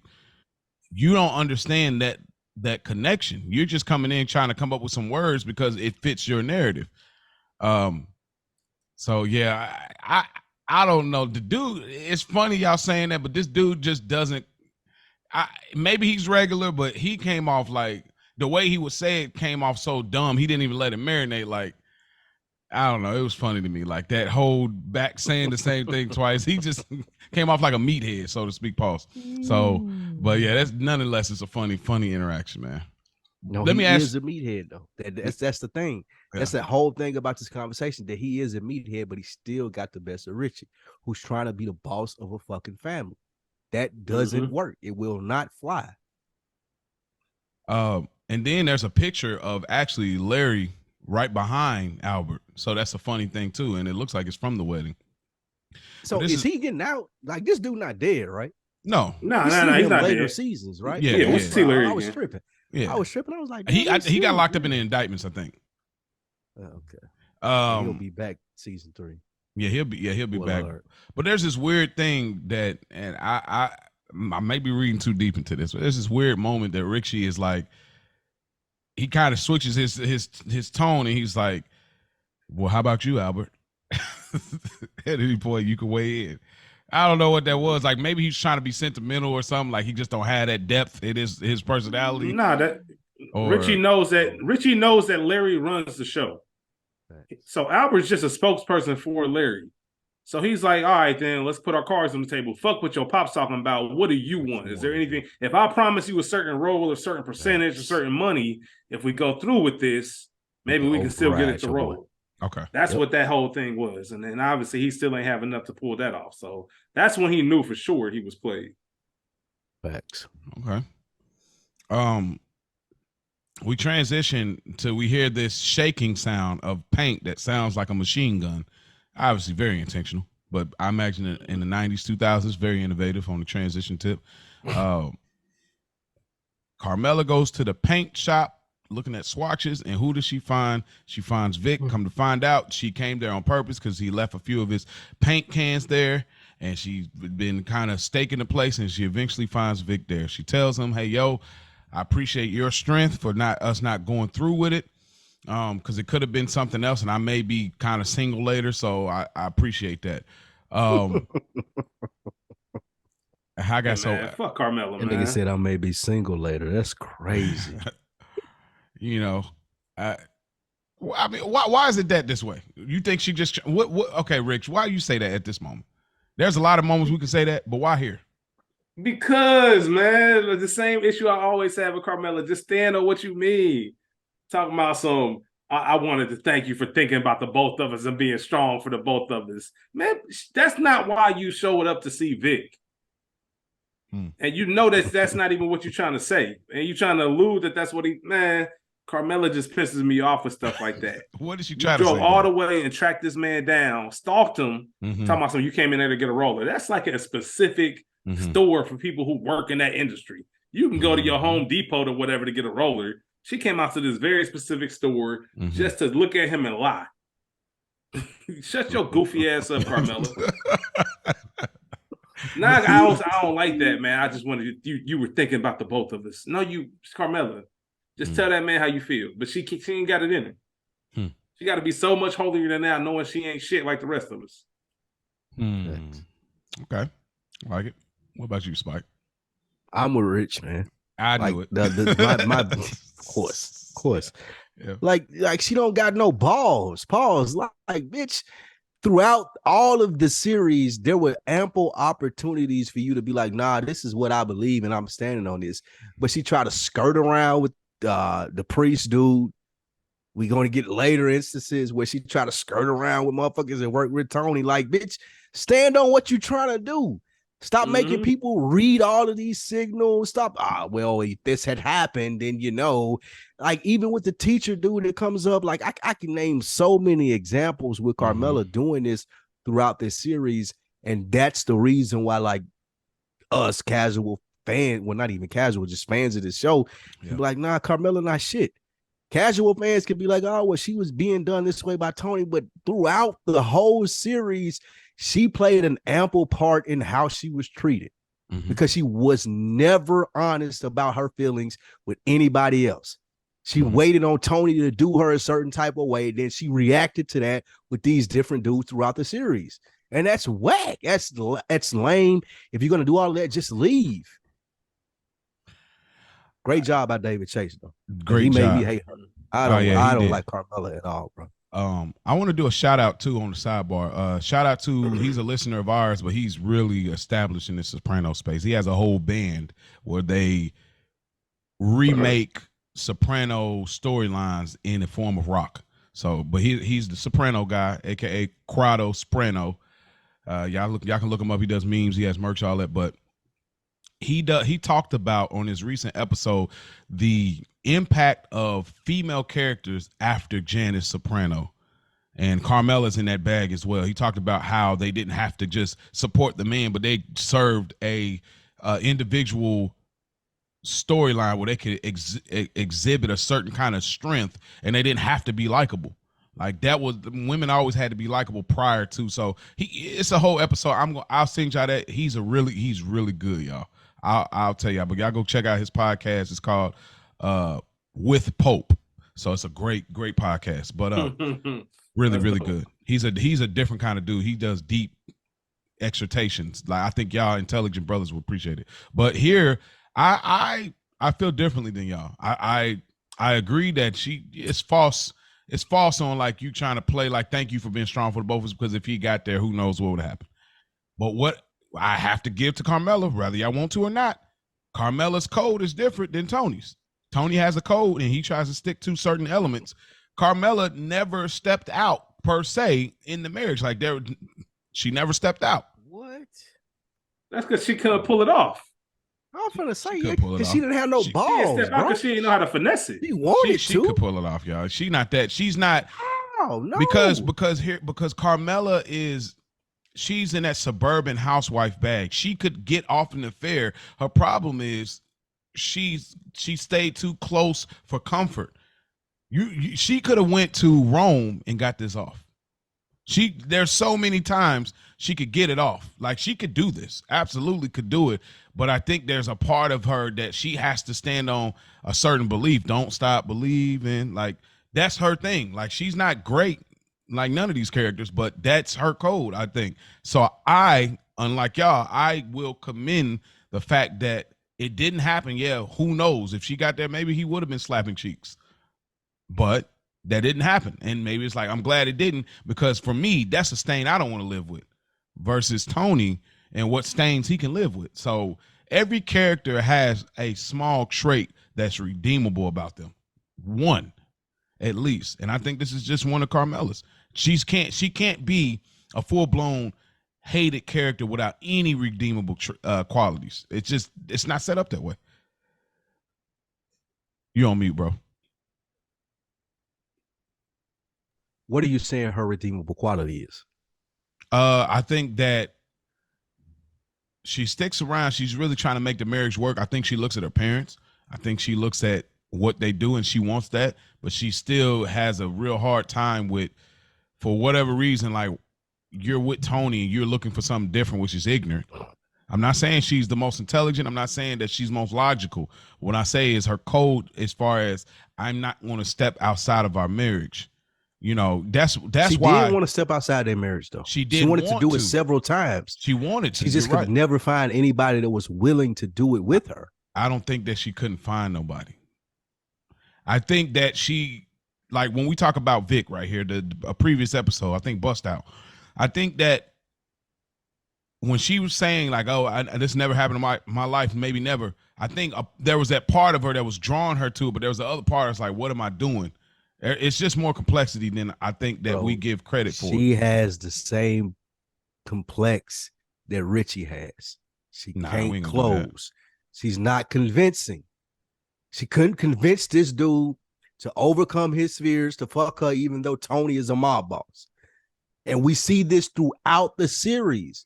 It ain't that she don't want to do it, which us as men, we all men here, we want that to be the thing. We don't want her to be like, oh, well, I'm out here. Like, there's no nigga would commit to it. Yeah. Like, she's out here. She just can't get nobody else on the other end to commit to it. She's already committed to it. So in our eyes as men, she's already cheated. She just looking for a nigga that's cool to doing it with her. And she just can't find him. And she got the Richie complex when she can't find him because she just can't close. That's it. She's a piece of shit. Yeah, she's a piece of shit, bro. Like, if you want to do it, then do it. If not, then leave it alone. But she's teetering on the fence, and she's leaving the men in her life to make the decision when they don't want to do it based off Tony. Not based off her, but based off Tony. So I think that makes her like less commendable in my eyes. Like, you out here, you want to do it, you just can't make the commitment or convince somebody else to make the commitment. Yeah. Yeah, I think she never stood on her own independence. That's a part of it. I still differ with you, but I think you're making great points. I think you're making absolute great points. Carmela's a dirtbag, man. Yeah, she's in the list after Tony and many other these characters. She just does it in a way where it's like, if we had Carmela in therapy and we got her to admit these things, I think we would feel differently about her. Because then you're like, okay, you're admitting you're trash. But we never get that. So Tony would get it. That's why we can still love him. He's not trash. There's complexity because he's talking to Melfi about it's different. That's a good point you bring up, though. That's a really good point. Only reason, like you said, we never get to hear her self-reflect, so we just hate her because we love Tony. Yeah, and we see what she's doing. So yeah, that's a good point. Okay, Melfi and Tony. we get our first therapy session. Tony tells her that I've been banging her for 2 years. I definitely got a question. Is that a hardship on her? Yes, a great line. Come on. Come on. So good. That's so that good. Was so good. So good. Oh, man. Melfi was in her bag, she bro. was. She's back sober again, so she's still on that. Rich, what did you get from this scene? Him kind of speaking about Irina and kind of Melfi getting past the judge, because he talks about kind of a judgmental part of it or whatever. But what did you get from this interaction, this therapy session? Just him trying to figure out why. I think he realizes he relates to Irina, and that's why it's hard for him to let her go. He kind of has a soft spot for her upbringing in the way, we mentioned, I think you mentioned earlier about her parents. We found out they're alcoholics. Mm-hmm. He has a similar upbringing where he didn't have the most functional household. She's battling with depression. He's had episodes of depression, even questioned, even if it was very lightly, the whole suicide thing. He's seeing that he's a lot of like to Irina, and maybe that's why he's been with her having a Gumar for 2 years. Mm-hmm. That's a lot. You know what I mean? To maintain a marriage and still be back and forth with one person. At some point, you can't maintain that, so you switch them out. Mm-hmm. So I think but Spike, I'll ask you, what did you get from this Melfi scene? And we even find out like there's this age gap, and I'm going to ask y'all a little further about that. But what did you get from this Melfi scene? Because the last episode, she kind of had a little bit of this judgmentalness, and then she didn't quite have it here, and he's just like, "What's the matter with you?" So, what did you get from this scene? This was a good scene in the sense of she wasn't too pressed. She was letting Tony figure that shit out on his own. I ain't gonna ride you on you having an affair. I ain't gonna ride you on any of these different things. I'm really trying to get to the bottom of what's going on with you. So I think that she did a great job as a professional here, not letting any womanly instincts kick in and being like you're doing your wife dirty or anything of that nature. She was only being a psychiatrist here. And I think that's what Tony needed. Okay. And I think that's what helped Tony the most figure out what was going on here. Okay. All right. This is the big question. Tony says he's 20 years older. I'm going to give him some grace and say he's somewhere between 15 and 20 years. He just rounded it off. Tony is supposed to be, 36, 37, correct? I think closer to 40. Closer to 40? I think he like 39, 40. I thought it was like 30, 35 when the series started, 36 or something.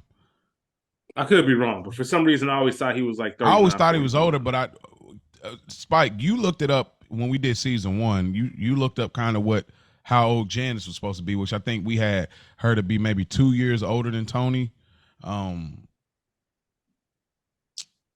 But okay, let's just say Tony is 38. He's 20. He was 39, 40 at the start of Sopranos. 39, 40? So about 42 at season 2, 41, 42. Okay, so we'll call it 41. So let's say he's 39 when they started messing with each other. So she was 19? Probably. How old is Meadow? Like 12? Like 11? I don't know. I just thought it was wild. The timeline got messed up. That's all I was thinking. Like, I don't know. I was just like, yo, they probably but you're a mob boss, though. How much of that are you taking into consideration? Like, you don't really care how old this chick is. She work at the Bing. She's a stripper. She look good. You know what I'm saying? Like, it's just it wasn't supposed to be a 2-year fling type of thing for you. Right. When you first like ran into her, he was like, oh, it's a cool piece of ass for the night. Just so happened that she stuck around for 2 years. So okay, so then I guess that Bada Bing reference is supposed to be enough to say, well, she got to be 18 at least to dance. So I guess that's supposed to give us kind of that. Okay, so he almost, I think he kind of looks at her in a weird way, how Melfi references like the sleep with your mom things, like don't start with that weird psychology. Is there weird psychology here? Was like I kind of look at her as like a daughter, kind of, so to speak, a niece or something, but I'm banging her too? Or you think that's in this play or at all? Or no, that was weird. Because she's young enough to be that. Yeah, and that's why he feel that way about her. I gotta help her out. I can't just leave her to be like fend for herself. Like, I'm wondering what happened when she go to the hospital or try to kill herself. Like, that's why he's so invested in what she got going on, because he looks at himself, I feel like, almost like a father figure and someone that she's cheating with. Yeah. I almost think the Matthew Bevilacqua thing kind of plays in here too. That, like, if he had better guidance and all, I think maybe that's still kind of ringing in his head a little bit too. So yeah, that's a great point. Richie and Junior at his crib. Richie basically tells him like, "Hey, yo, it didn't go through," and Richie is still bullheaded, saying, "Yo, don't even worry about it. I got somebody in the pen. He can take care of Larry Boy, and I can take care of things from here." And basically, so many words. Junior's just like, "Bro, like, just take it easy. Just let it marinate for a little bit." And Richie eventually, Jackie speaking up, and we get the line that Spike talked about earlier. Do I hear something? Was that something that was? Man, I felt like, what I felt. Who's that speaking? I felt like that was like some like money bag, yo, talking? huh? What? I thought I heard somebody saying something. Like, dude, like, it just felt like that to me in my head, where it's like, yeah, I don't even acknowledge you, bro. Like, that speaks to the generations. But what did y'all get from this scene? Spike Lee, what did you get from this interaction right here? The moxie. This is a great Junior scene, man. This is a great Junior and Bobby scene, from the sense of, if we didn't put it together as viewers, what Junior was doing or how advanced the thought process was in their world, Bobby helped us see it when he's like, "Oh, I'm in awe of you," because Junior walked through all of the things that needed to happen. And again, I'm a mafioso. I do this. This is my living. How does it look if I'm working under Richie versus working under Tony? Who's family? Who's my nephew? So he starts to go through all those things in his head, and it seems like it's in an instant. When outside of someone like Bobby, who ain't as high up as Junior, it's like, oh man, it's like watching Kobe play basketball or watching LeBron play basketball or some shit like that. So I really appreciate how, again, we see these glimpses of, like, yeah, Junior's Mr. Magoo in some sense, but also he's really good at this mafia shit and the things that he does. And we see that Bobby appreciates that, and we see that shit play out in the scene. This was a great scene for me. Straight up, man. Everything you said was right on point. I'm more surprised every time I see this scene that Richie didn't figure out what was going on. Like, there's something in me every time I watch this that says Richie had to know that since he failed, that things could go sour. Maybe it's the fact that he knows that Junior already had a play a season before to lay Tony out, that he feels safe to keep coming back to him with this. But at some point, it's amazing how unself-aware that Richie is. And he doesn't know that my plan is failing drastically. And there might be, I should start, the way that Junior's playing it and looking at both sides, Richie should be doing the same. And thinking like, all right, then what is Junior really thinking now that I couldn't deliver? Is he really going to go through on this? Like, just seems like there's no plan behind Richie's actions. So that's always surprising to me. But everything Spike said was on point. Like, he couldn't, genius Junior scene. Genius Junior. He just read the room, man. He saw that in his sleep. Oh yeah. Jackie Jr. Jackie Jr. sounds like these rappers these days, bro.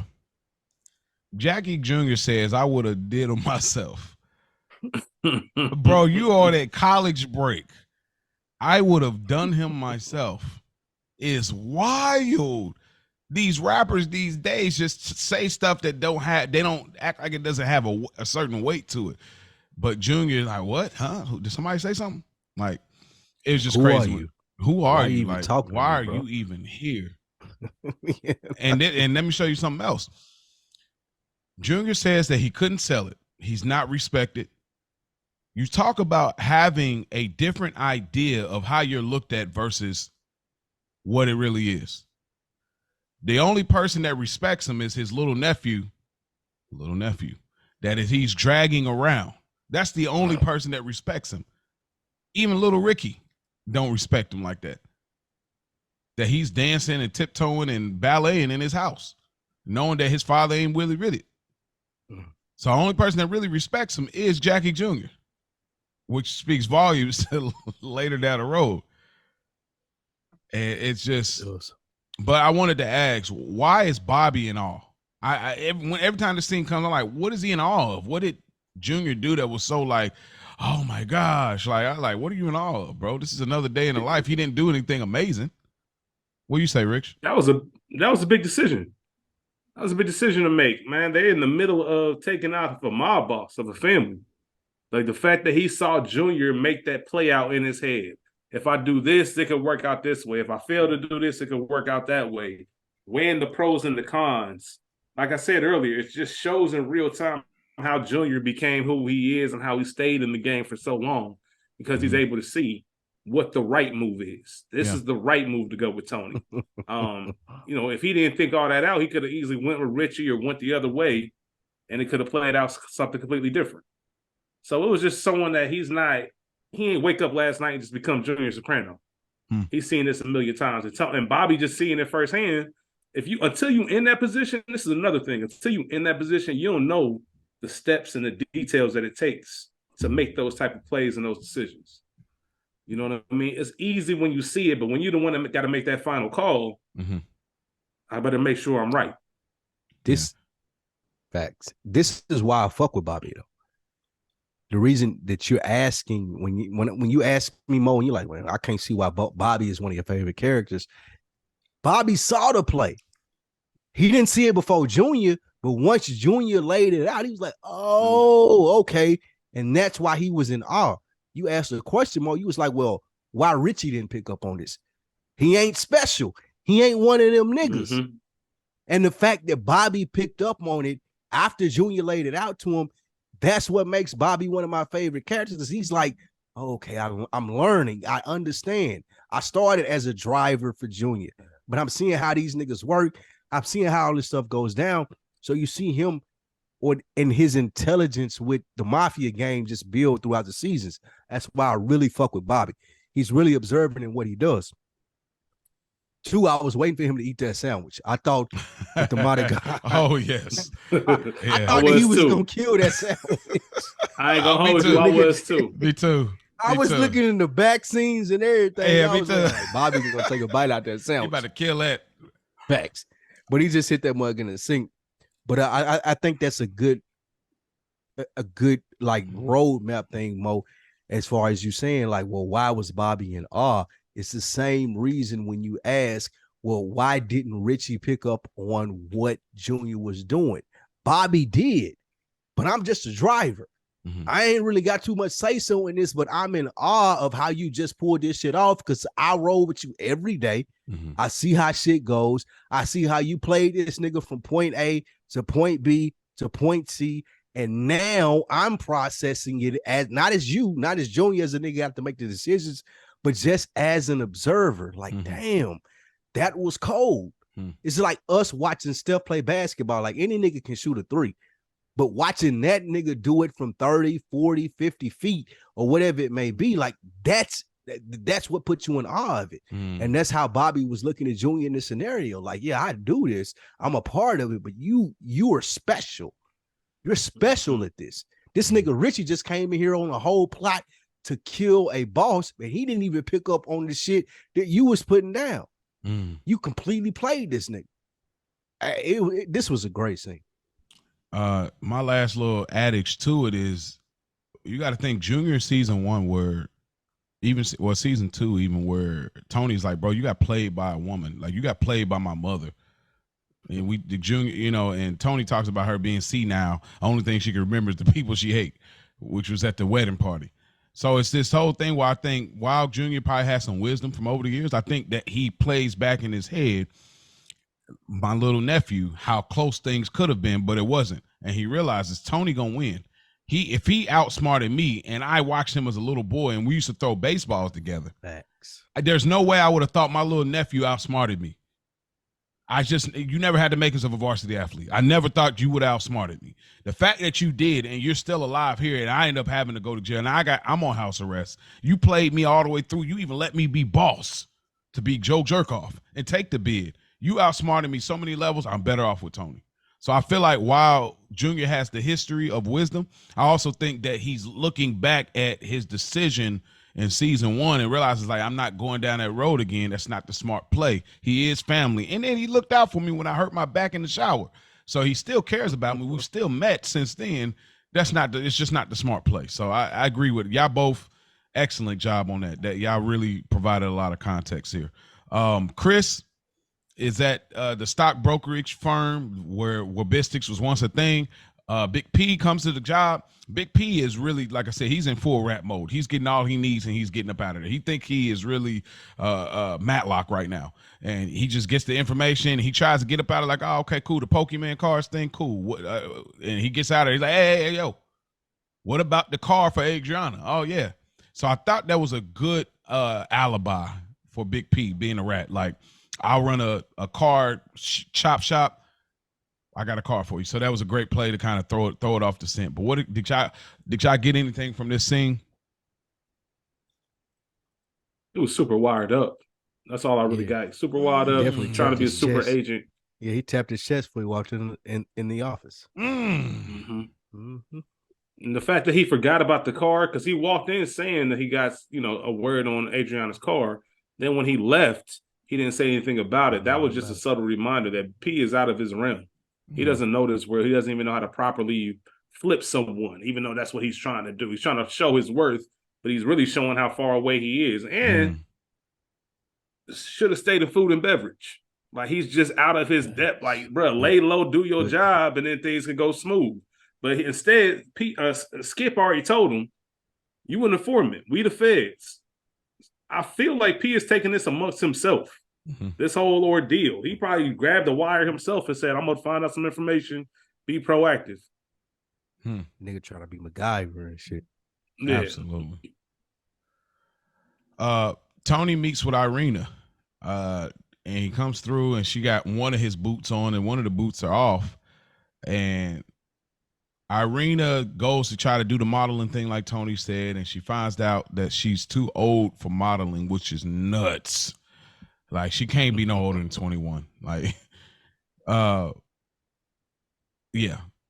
What did y'all think about that? Like, is the continuity an issue right here? Because to me, it just felt like, we talk about that age thing. It felt like a continuity issue, but that was just me. It probably could be, but I don't think it played too much of an integral part to the story to where it bothered me. Okay.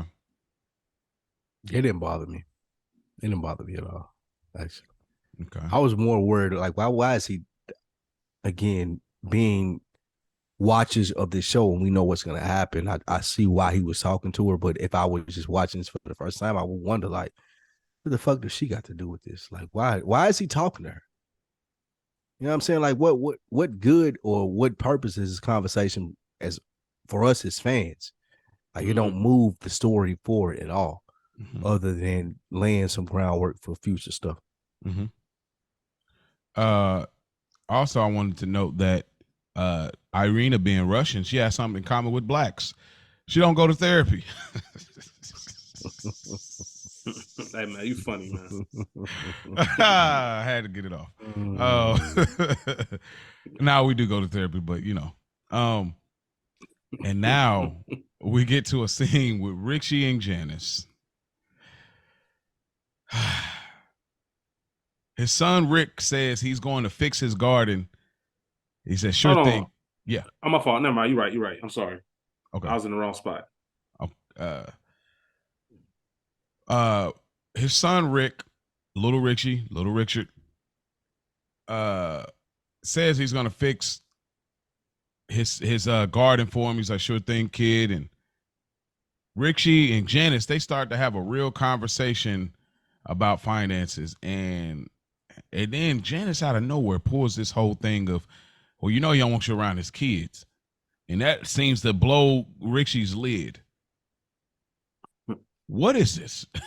Why is that? Why is that the thing that blows him? Is it like now not only on top of the money thing, but you don't want me around your kid? I don't know.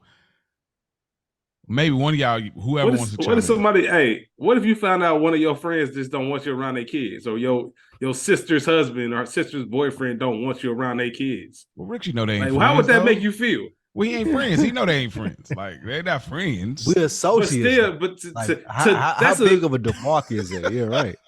Like, that's a certain designation. Like that's a very descriptive. Like kids. that's a very that's a universal insult. It don't matter where you from, what color you are, your background.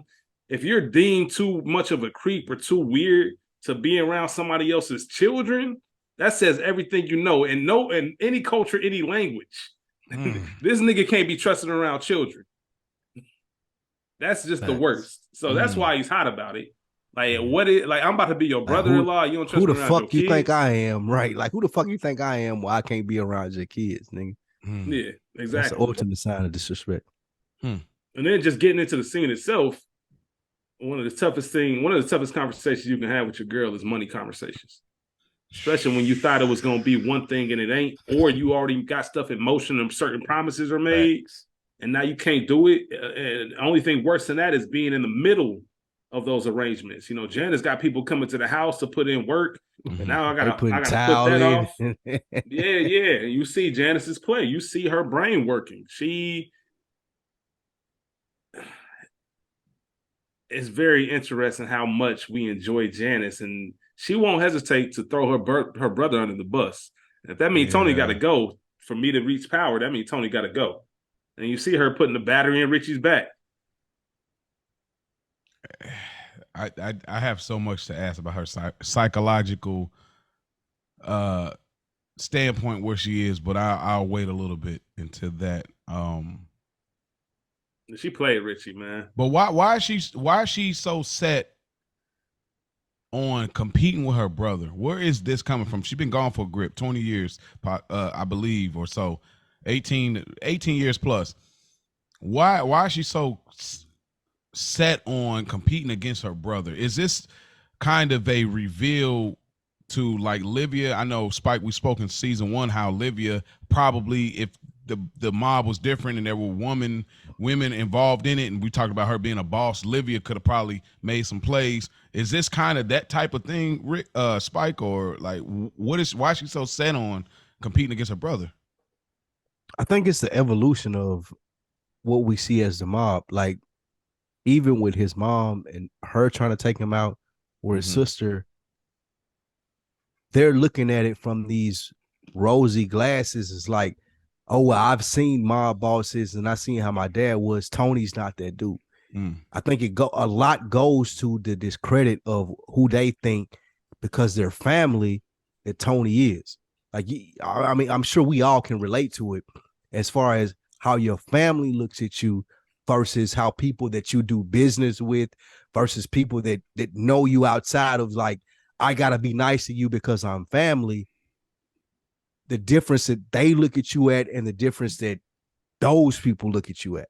And I think those are the one of the things that whether Janice, his mom, or Junior are suffering from. Like, oh, you're still little Tony Soprano that we know. You're still my nephew. You're still my little brother. You're still my son, versus being the mob boss of Jersey. His family didn't look at him like that. They're looking at him like, oh, well, you're just Tony Soprano. Versus the world looking at him like, oh no, nigga, you're Tony Soprano. Yeah, you're Tony. You put in the work to be this nigga, and they're still holding him under that guise of like, this is the guy that I grew up with, and that's just not the case. And he can't beat them at that, so he has to show them throughout the series, like, nah, y'all have me fucked up. Touche. Yeah, I agree. Yeah, like you said, hard conversation to have with your woman about, like, yo, the bag is slowing up. We get a small scene. Big P's doing a stakeout. He see Christopher and somebody else. The only thing that I want to say is that Big P is so in rat mode, he no longer has a human brain. Well, anything y'all want to add to this stakeout scene from Big P? It's ridiculous. Hey, they really went all out on this nigga, man. They did. They did. That's why I wish it was a build up. Hit a 7-Eleven clerk and then crashed into his car, all trying to be super agent. And he asked him about it later. He said he in a coma. Bro. Hey, he used a code man. He used a code name of Fat Man. Hey, really, imagine being Skip and be like, yo, what the yeah, Skip probably, what the fuck is this nigga on? Bro? Yeah, this is Fat Man. This nigga said, this nigga said, it's the perfect setup for what happens to him. Mm-hmm. Yeah, man. He said, Sal? Like, is that you? Jody, is this Jody? The same one that got my vet pregnant? Oh, man. Same? Yeah, P out here wilding. Mm-hmm. Again, this stuff is just not a payoff. I'm sorry. Sopranos don't have many flaws. This is just not a payoff because y'all didn't give us where the transition happened. I know y'all talk about Stockholm Syndrome, and that is a real thing, but there's just nothing that leads us to be like, okay, he flipped the switch. He figured, okay, I'm going on this side. I never take P as a person that is not layered. He's not a person that's like, oh, he's just going to jump from one side to the other. No, he's always come off layered. He's been a rat for years. So it just doesn't pay off to me where this transition happens where all of a sudden now you are a Matlock. It just doesn't every time, bro. I don't know why that's so funny. He's been a rat for years. I mean, he has though. Like this is not He's new. Been telling for a minute. He's been tattletelling like a mug. Irina calls Tony's house and the maid picks up, and I don't know if the maid knows the same language as Russian because she's what do you say? Is Polish? Polish, yeah. Polish. So I don't know. It almost like they all over there grouped in together. Like she should know Russian. Is my thought process. Yeah. Because it seemed like they were kind of like understanding each other when she started talking in a different language. But yeah, she knew what she was saying. She definitely knew what she was saying. Tony picks up, talks to her for a second, and he puts Carm in a really awkward position. I think we can all be honest to that.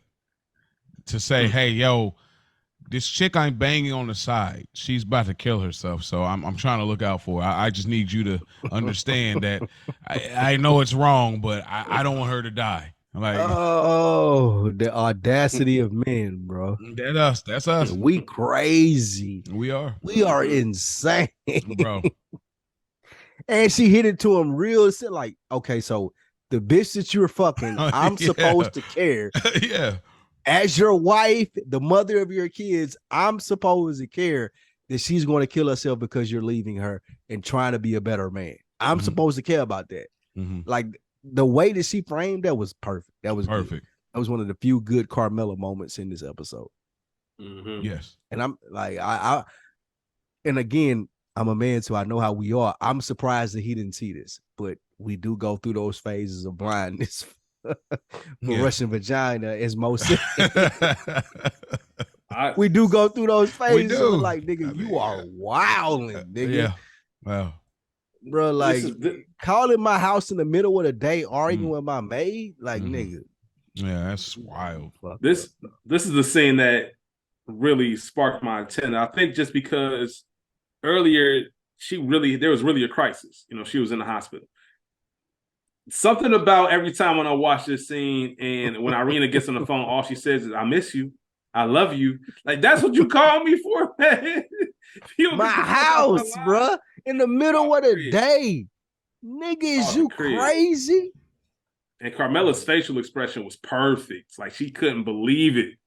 The audacity. Like, come on, man. There's some kind of at least have the decency to not have these women calling our crib. Like, come on, bro. Who am I? Who am I right now? Like, and Tony just being on, like, talking about the suicide. He said, poor kid. Man. Yeah. Poor kid. Like, come on, man. Don't make me have sympathy for her. Man, we're insane, bro. We are. We are. And there was some truth here. There was some truth here to what Tony was saying. There was a lot of truth there. That's why we crazy though, because we trying to get that off though. If you're the Tony Soprano type male, like I'm taking care of everything. Like there's not a worry in the world that my wife has. I know that I'm big dog stepper, big dog on the porch, like, and still trying to get this off. Like that's insane. The poor kid. Yeah, this is a great Carmella scene. It's real. And I mean, we'll see. This is gonna be a bar later. Great. Carmella's great at the jabs. We talked about that season 1, the college episode, the flip on it. But yeah, it's awkward position to put her in. Irina's going crazy on the call in the house. Like, that's crazy to me. But I still think Tony likes these things subtly. Because Tony just comes off as a dude that likes that toxic stuff. Because it's closer to his wheelhouse. We'll see that a little later in some seasons. It's a little more fleshed out, but I think Tony likes toxicity in women.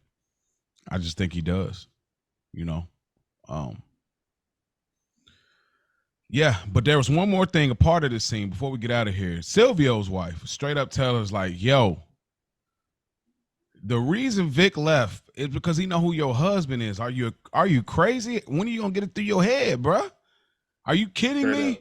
You act like people don't know. He's in the news, dude, and the newspaper. You act like people don't know who your husband is, and all of a sudden you want to act like, man, that was crazy. I love that she gave this advice. This is kind of, to me, breaking the fourth wall of saying, yo, you need to know this is your husband, and people know, not just you. Like, Tony's, as subtle as he is, as charming as he is, as upstanding as he tries to be in the world of this thing of theirs, people know you're the only one that seems to don't get the idea. You're not really living the suburban life. This is Get Out. But yeah, did anything I gather from that interaction from Seal's wife and Carmella, or nothing more than what you already said? Yeah. Okay. I liked it. It showed bitch like you tripping. Yeah, pretty much. Your husband's the boss. Like, I got this respected from Seal, who's the second or third man in charge. Like, your husband's the boss. Like, what do you expect? Mm-hmm. Right. I think it was good. Uncle Junior and Tony, they have a meeting, and a very interesting meeting.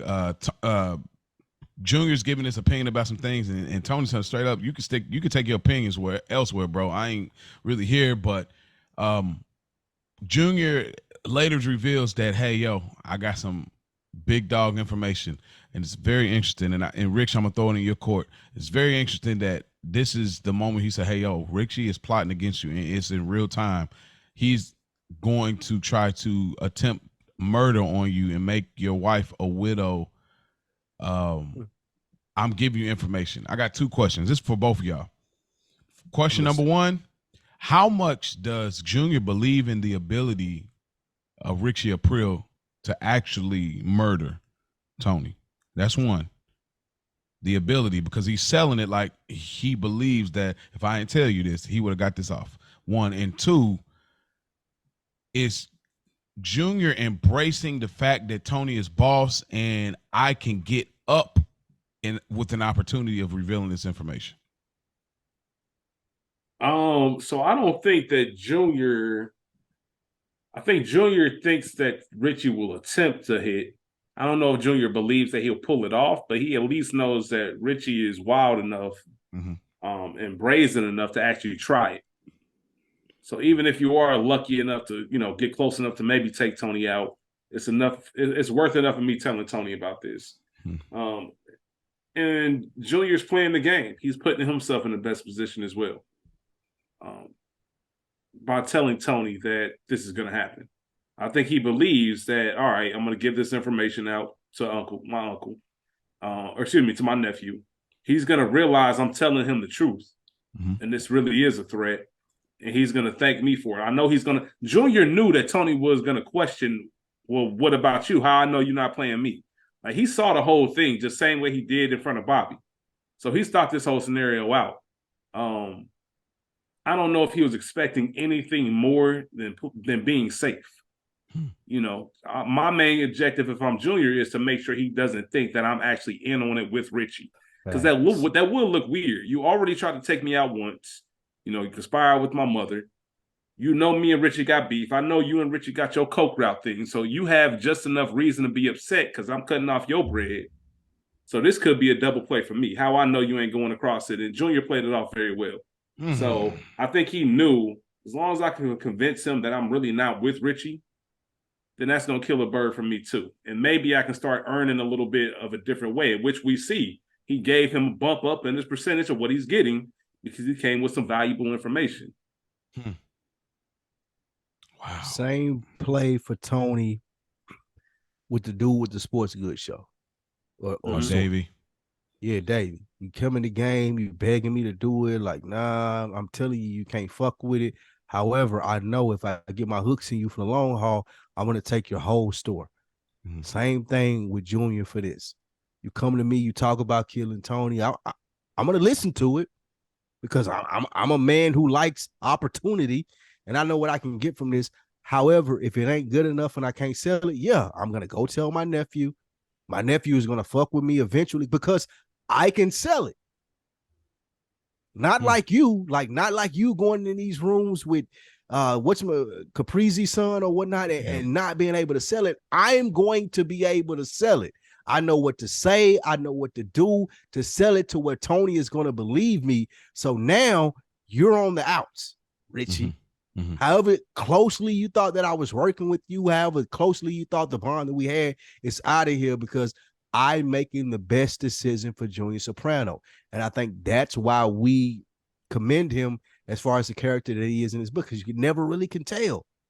Even with this all the way up to the end when he's in his doctor's office talking to Tony, it's like, oh, this is like when Bobby was saying, like, I'm in awe of you. Like, I'm walking through this whole thing with you. And it may have been true. It may not have been true. We don't know. But it sounded good enough. He sold it just well enough to what Tony was like, you know what? You're right. Because what other route can I go? I cannot believe you and kill you and Richie, but where's that going to get me? So this shit was great. This was a great scene. Yeah, it was. I just to put a bow on it, this is why I think that I honestly don't think that Junior was wise enough to be like playing Richie the whole time.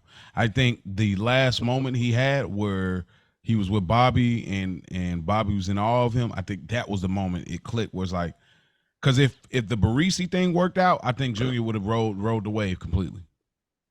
I do. That's the brilliance of it, though. That's what I'm saying. You don't know. You don't know. You don't know. That's why. That's why Junior Soprano is Junior fucking Soprano. And these rewatches you don't know. Make such a difference because it's like you can keep watching it and you can choose the narrative. It's almost like a choose your own choice and watch it from those lenses. And so I truly believe that Junior he wasn't actually finessing Richie, but when Richie couldn't sell it, he knew from that moment, all right, I gotta turn it on. I gotta turn it on. So then we get here. Do what I do. Exactly. And he goes to Tony and they have this conversation. And it works to his benefit because for one, there's this moment. Well, first, Tony bumps him up from 5% to 7.5% on the finesses. So which is good because really Junior's in a crunch. I think Junior's okay, but I don't think he's that okay when it comes to that $400,000 with the attorney and the tapes and all that.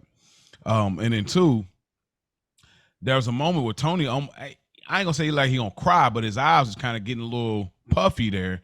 It almost seemed like Tony had a moment where he needed that fatherly presence. He needed that OG, that big homie presence right there. And Junior just gave that to him, and he called him my little nephew. And I think that's just a soothing statement to Tony. It kind of brings things back to how it was back in the day. Tony has a thing. He don't like people to reminisce over him, but when it comes to Junior, he's okay with it.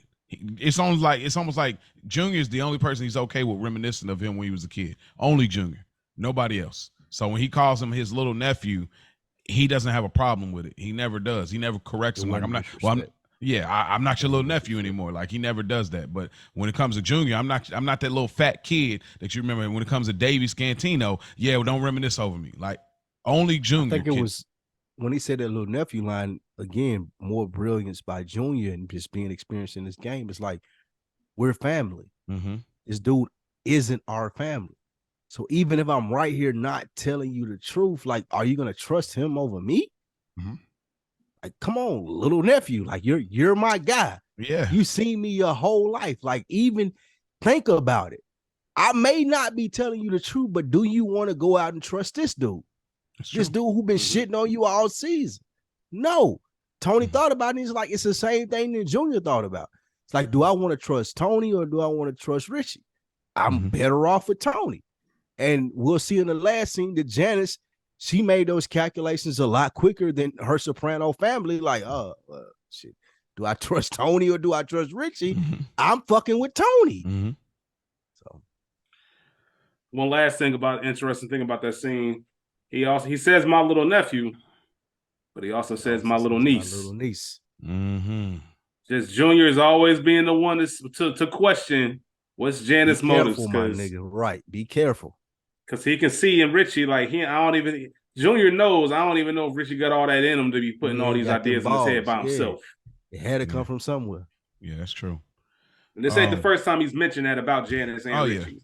Yeah, and I like that continuity between Junior and Janice. They stay consistent with it. He seems to have even more issue than Livia. So I think I told y'all the reference to Seinfeld and Hello Newman. Like they just have that underlying beef and issue that you never quite get clarity on. Because think of that, money out my wallet when she was a kid. I was just about to say that. Think about that for a second in a human level. When you've known somebody for that long, like there's nothing crazier than us as adults seeing a badass, smart, mischievous kid. Like not only are you bad, but you kind of smart. Like I'm really worried about you because you shouldn't be having these thoughts at 10 years old. You shouldn't be trying to lift wallets at this age. Why are you stealing $200 out of my wallet at 10 years old, bro? Yeah. So when you know somebody's been bad at that age, it's almost at your core. Like you were born a bad person. Something wrong with you. So now when I wouldn't be surprised by anything else you do because of this moment I remember. That'll never leave you. Anytime a kid get over on you, that'll never leave you. Like, all right, man. Keep an eye on this person. That's a good point, Rich. We pan over to there's just a small moment and y'all add to which I see fit. Silvio and Tony, they meet at the Bada Bing, and basically Tony, once he got the info, he putting the play in order. He asked Silvio, like, look, this is what's going on. Basically, he's trying to come for my life. Silvio takes a moment, then he comes back and say, hey, yo, I'm gonna be honest with you.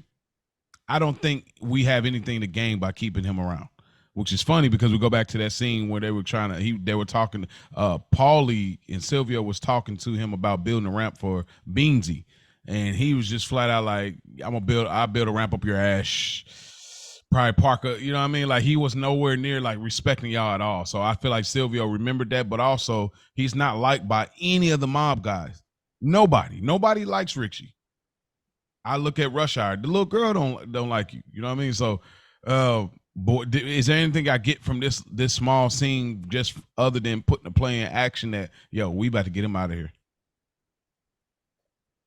Just how fast it took. Like, still, it didn't take nothing but a split second. Like, you know what?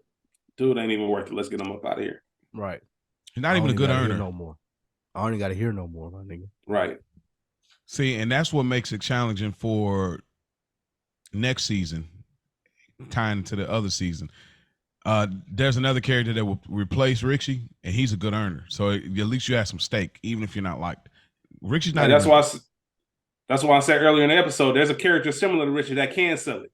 Yeah, I can't wait till we get there because I have a whole different debate about similarities, but I can't wait.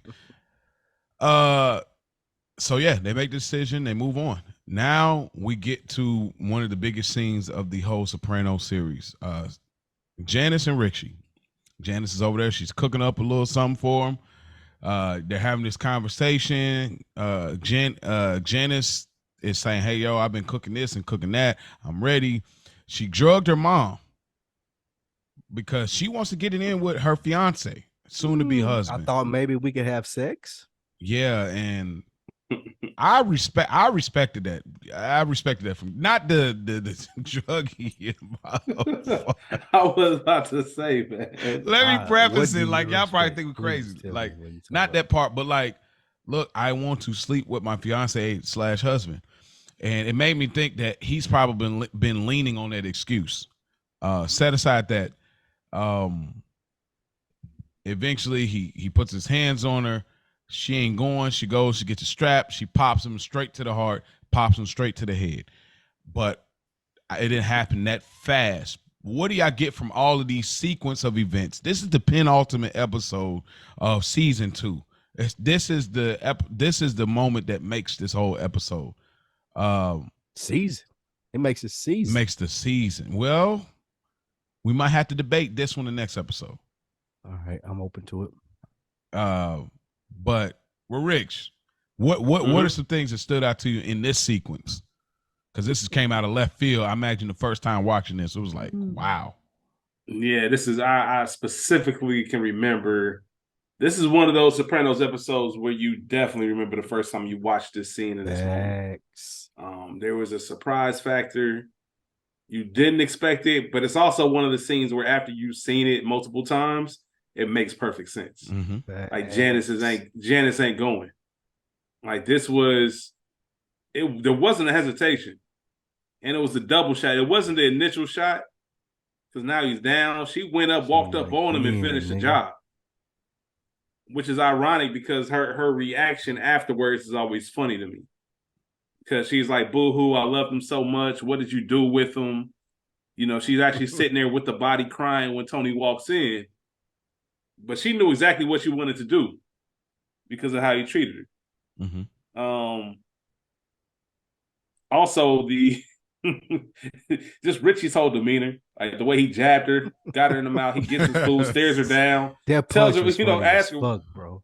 Yeah, man, what are you looking at? You go, what are you looking at? You gonna cry now? You gonna cry now? Hey, he was on some shit, man. And when she came with the gun, he took her for granted. Yeah. Not took her for granted, but took her lightly. Like, what you gonna do? I'm not in any kind of mood. She popped his shit. She popped it. She popped him, man. I mean, it just shows how much of a gangster Janice actually is. Facts. Janice, one of the biggest gangsters in this series. 100%. 100%. And this goes to the thing that Junior said. Like that was such a good fucking scene. Like, you just couldn't sell it. Like, this nigga was trying to tell Janice all about the money and this, that, and the third, even with the punch in the mouth. Like, you couldn't even sell it enough to be like, okay, well, that was it was reasonable why you did that. Like, he was never able to fucking sell it, which is why he got killed. Like, that's why Janice, when they got the gun, like, nah, you have me fucked up. Because to Janice's credit, and I think as far as her being a character in this series and why I respect her so much, she processes things a lot quicker than the guys in the mob, because there's a lot less minutia that she has to deal with. She ain't got to deal with the hierarchy of who's who and what's what. All she got to do is be like, okay, well, this doesn't seem right. And I feel like the same conclusion that Junior came to, she came to in that scene. Like, she thought differently about him beforehand. She thought that he would be able to pull it off. She thought he maybe could be the boss. But as she played that out with him and they were arguing about his son being gay, they were arguing about all these different things. She's like, you're not that. You will never be able to stand up to my brother. So, like, let me go ahead and end this right now, bro. Let me get you out of the way. And again, this is just me being a fan of it, thinking I'm not saying that she was 100% in that mode when she shot him. Most of it was reactionary, but I think a thought process that was like, you're not Tony. Just like Junior said, like, yeah, bro, like, nah, bro, like, you're not Tony. And I can do what I need to do to get you out of the way because I respect Tony more than I respect you. And this is what she was doing in this scene. Like, I don't fuck with you, bro. Like, all this bullshit you're trying to get off, then you hit me in my mouth and thinking that you got so much moxie. I'm about to show you because I'm a soprano. Going back to that first scene where you were talking about Mo, where she rolled up her sleeves and moved, she rolled up her sleeves and she moved the couch. This is what we do. We sopranos, bro. Like, that's the reason that our name is the head name in this fucking shit in Jersey. And it's because we don't take any bullshit. And a nigga like Richie coming in here trying to bullshit us, okay, like, I'm gonna get you out of here. Both of y'all make great points. I think a part of that also is this what makes me believe that there was a toxic relationship in the past for them two. I think that Richie was obviously he was always older than Janice. I think that there was a thing where he probably got physical with her in the past. Maybe that could have been a part of why she ran away for so many years. We don't know. He was He was a crazy kid, a crazy younger dude back then. This is what I'm led to believe. He was a crazy dude, wasn't all the way there. He probably put his hands on her back in the day. She let it ride. She went on about her way. Came back when they met at the yoga session. He was like, the old Richie is gone. Like the old Richie, what you've seen him doing downward dog. So that leads me to believe that like he's trying to showcase like I'm not that dude, but we didn't get the context of like other than like, oh, he's crazy in the mob. No, he probably was crazy in a relationship. He probably put his hands on her before and probably said some stuff like this. What, are you gonna cry? Like back in the day, but she'd be like, I love him. Like he had a hold on her for real. So even though she capped him off, I think he truly had a hold on her, and that was a toxic thing that she was familiar with, which plays a part into a future love interest that I think that she realizes like, I deserve this and I want this. But in this moment, now I do want to speak some, it ain't really bail, but I'm going to notify something about Richie here. Now, let me preface this for those that are listeners. I know the era we in 2023. And by any means, I'm not saying that she's deserved to be hit. Oh, man, here we go. Some bullshit, mo, finna hit off. Here we go. Why y'all supposed to have my back, man? It be your old people. But because he kept trying to like downplay, they already had a conversation prior, like, yo, chill out. I'm gonna work some things out. I got it. But then she brings up the son thing. She brings up the sex thing. She brings up the money thing. She brings up the leader thing. I don't justify you put your hands on a woman, but understand this is a mob guy. And I'm not saying all mob guys do this. So by any means, if there's anybody listening to this for whatever reason, I'm not even saying that, but understand the context that like this is the buildup of where Richie is. And it's funny because he even breaks his own code because he tells Christopher early in the season, hey, if you don't put your hands on her, on my niece. He married. He said if you marry her, you can do whatever you want. Exactly. And Richie ain't married Janice. He wanted to go to Vegas and get it done, but she wanted. He started the process. He figured you my wife already in my head. You are in my head. Chris and Adriana weren't even engaged. They weren't even engaged. That's a big fact. But I do want to ask. That goes to show though. Before you move on, that goes to show like the Soprano family name. Like, do not play with us. There's a reason that we are the motherfucking like all the other crime boss families in New York or whatever it may be in New Jersey. The reason it's Soprano in this show is because like you have us fucked up. You can't just hit Janice in the mouth and think ain't nothing gonna happen, bro. She ain't that type of chick. She ain't Carmela. She's a Soprano. And I really love how they hammered that home. Even with how Tony handled the aftermath, how the mom came down and was laughing when he fell down the steps. Or even how Carmela called and she was like trying to like it's family business, bro. Richie just was on the wrong side of it. And you got fucked up, my nigga. Yeah. It speaks volumes too, because it's like you didn't put your hands on Tony. You didn't put your hands on Junior. You didn't put your hands on none of these guys other than Beansy. The wrong Soprano, nigga. Which is not a mob guy. But you put your hands on me, you feel comfortable to do that with me. And I think they really did a great job of letting it resonate where she slowly was trying to process why she's wiping her lip like, yo, he really put his hands on me. And I think about kind of like, got me, yeah, straight up. That was the same thought that that was the same thought process that Junior had. He can't sell it. Yep. Like this nigga hit me in my jaw. Like what? Yeah, he low tier. Nah. Like he was a legend back in the day, but he's not now. Like you know, like it's over for you. Yeah, it's over for you, bro. But I want to ask y'all before we leave the scene, do y'all think this is Janice's first body? She has a very decorated history that we're not quite sure, but her aim was so precise, damn near militant. Heart shot, head shot. She definitely killed a couple niggas up in Seattle.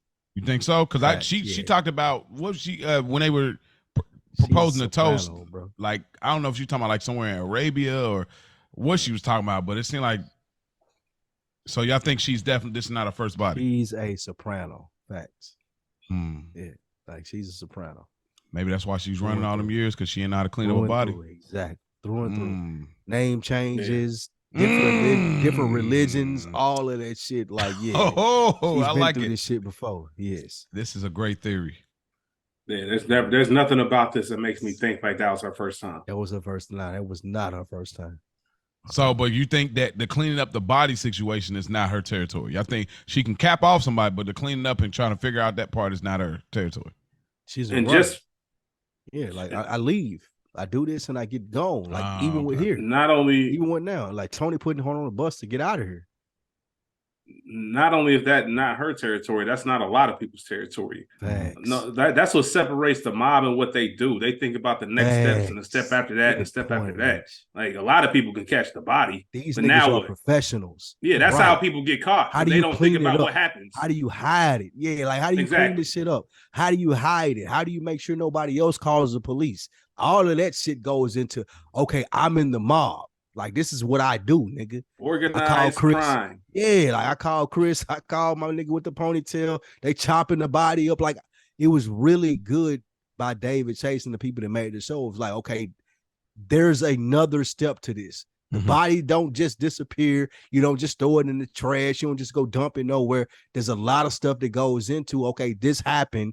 What do we do next? Yeah, you can't just call your friends either. You have to call somebody that actually knows what to do in this situation. People that this isn't their first time. So that's the big difference as well. Like you can't just call, because even if you got friends that'll help you move a body, you're still gonna get caught. They know how to do everything. Facts. And even with the conversation with Carmella, like that was one of the realest scenes that her and I know I'm skipping ahead a little bit, but Tony was like, bro, after 18 years of marriage, really? Like you don't understand what I'm telling you right now? He's gone. Like, you're not gonna see him again, bro. Don't ask me nothing else about it. Like that shit was brilliant. Yeah. Because this is what I do. I'm a professional. This was a great episode in showing the professionals from the motherfuckers like Richie and the motherfuckers who don't really know how to get it done. Tony is a motherfucking professional. That's why Junior's in the position that he's in. That's why Tony's in the position that he's in. That's why the Soprano family is the family of whatever part of Jersey they in. We are professionals, bro. We've been doing this shit since my dad was doing it and his dad. We get a small scene. Skip visits Big P.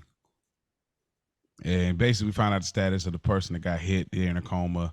It's a small scene, but P got a cast on. Y'all get anything from this scene, or I can keep it pushing? Yeah, this is a clear setup scene for him for the next episode. Okay. On your way out, bro. Okay. You're doing too much.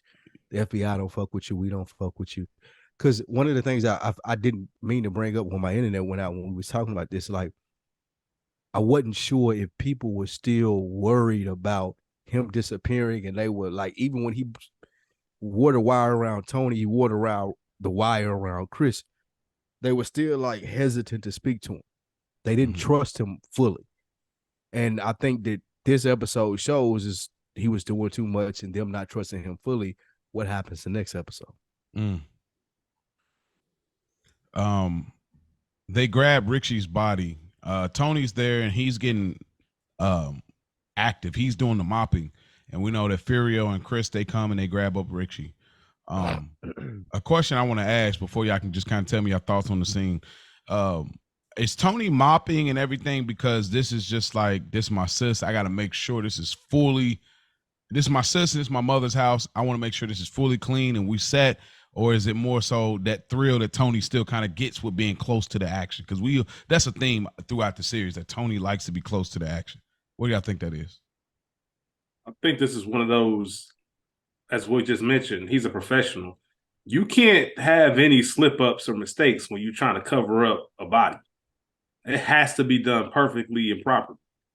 Janice may not know how to do that, or she's in too much of an emotional distress to do it. So Tony's going to do that anyway. So that's the biggest thing, I think, in that manner. That's why he's mopping up, and that's why he's doing all of that, because he knows that it has to be done right. He can't play around with that. I'm in my bag. This is what I do. We see it throughout other scenes throughout the show. When we run into other deaths, that Tony like this is what I do. I know how to clean it up. Like I know what I'm doing in this sense, and it just comes out here.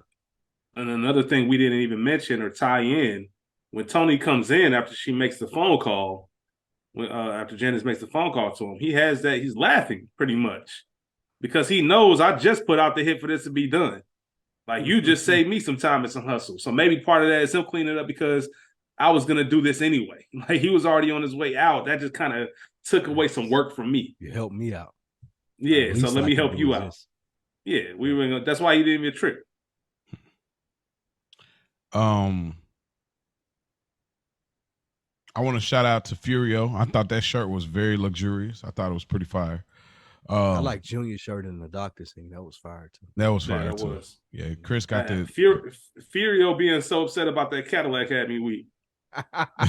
Well, you know, it ties back to Commendatory with their transactions with the whips. Ooh, he was pissed about the Cadillac. Yeah, he was pissed about that. You said, "Do what with it?" Damn, man. But he was still a soldier, and he followed the captain's orders. So that's a great pull.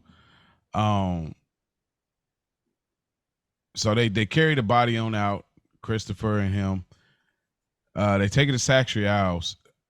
Is this the whole reason they have Satrial's into effect is for these things, or you think this is like just kind of a scenario that they figured this makes the most sense? Because we get a later character where there's some chopping up of the body, and you know they don't say this directly, but maybe we can allude to this. But do y'all think that's the whole reason they got Satrial's? I think 100% is a reason. This is a part of their business portfolio. To mention another show like we were talking about, The Wire with the funeral home, or even Ozark with the funeral home. Like, it helps us in what we're doing, dude. And so they knew. Okay. But yeah, Chris says, yo, it's going to be a grip before I eat here. It's funny. It's just so great to see Christopher. I don't know how y'all feel, but just seeing Christopher, I don't know what it is when he's not around for a while and he pops up, he just has such a presence. It's now morning time, and Livia comes down on her, you know, on their setup that Rick paid for, which is funny. And she's asking about what happened to him, and Tony comes in, and we get our first interaction of the entire season in the penultimate episode, where Tony finally has a conversation with his mother after the fact that she tried to murder him 8 months ago or so. What did y'all take from this interaction? Low-key, it's the funniest part of the episode to me, man. Before we even get to that part, it's funny how he stumbled into it. He wasn't planning on seeing Livia, but he stumbled into it, and there's so much of the bullshit going on that he doesn't even have the emotional capacity to kind of storm away from it. And given the fact that it has been so long, he's finally able to address it and look at her in her face and address these issues he's been talking to Dr. Melfi about, the whole reason he's in therapy, the whole reason he's questioning this whole come up, and as far as his whole upbringing as well. Livia just living in denial, man. Tony's actually defending Janice, one that we just saw transpire as well. Him cleaning up his body, some defending her and looking out as well. But as much shit as he gives her, he wants to step up to Livia. You know, why do you think she even had a chance? It submits that Livia is hopeless. She mentioned that she's not perfect, but she tried to do the best she could. I told you that was a big theme for this episode. And the fact that she compares babies to dogs just lets you know kind of how twisted she is. She has reasons to believe that she did a good job. She looks at, you in that house on the hill. The fact that they're her children's success makes her believe that she's responsible for it. Well, you wouldn't have these things. I had to have been a good mother. Otherwise, you wouldn't have this nice house, or you wouldn't do X, Y, and Z. But she has nothing to do with any of that. So just her whole concept when it comes to that. And like I said, the funniest moment of the episode to me is when Tony is childlike in a sense. He's trying to get up out of there. He stumbles down the steps. Yes. Bro, I talked about this season 1 where there was an old story of him his dad falling down the steps and Livia laughing. So I was alluding to this. Hey, because the way the scene is shot is perfect, because the way everybody been in a situation where you stumbled or almost fell, and the first thing you do was look around and see if thought she was cool. You thought she was cool. She looking dead at him and laughing, and laugh. The fact that she plays dumb all this time and she still got enough to laugh, and his gun comes out. So I think that's a little bit of symbolism as well. Like, look at who I am. I'm this big tough guy, and I'm just laughing at who you become. All of that shit was hilarious. I don't know. It's just something about Livia where it's just like, this motherfucker. Yeah. This the origin. This the origin of the Sopranos, bro. Like even with the dad being gone, like a lot of the influence of their family comes from Livia. Like as Junior always says, she's a tough motherfucker for who she is. And even Tony being the boss in this day and age, we saw him handle everything with so much efficiency throughout this episode. He still gets like fumbles over himself when he's dealing with his mom and trips down the steps, loses his gun, and she laughs at him. Even Janice, even when he's defending Janice, she doesn't stay there. She doesn't add her 2 cents in. She leaves because of the presence that his mom has. Like, she ain't trying to be like, oh, I'm gonna join this fight with you. She like, nah, you finna do this with moms?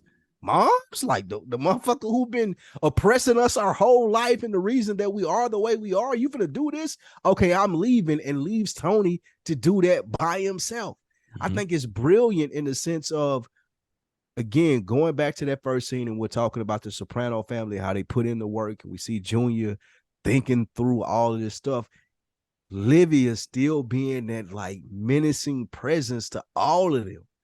I tricked Junior in the first season. Like, you see Janice run out of here. She don't even want to deal with me. Even when Tony tries to get it off his chest about me, he slips down like the steps, and he's all flabbergasted about how he's talking to me. It shows how big of a gangster that like they mom really was, bro. Great pull. Yeah, and I like that Tony defended Janice. Just like, what chance did she have? Every time you spoke about her, you talked about her weight.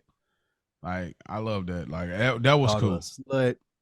Yeah, that was. You say she going one date, and she didn't back now though. She was like, "Nigga, you ain't never hear me say that.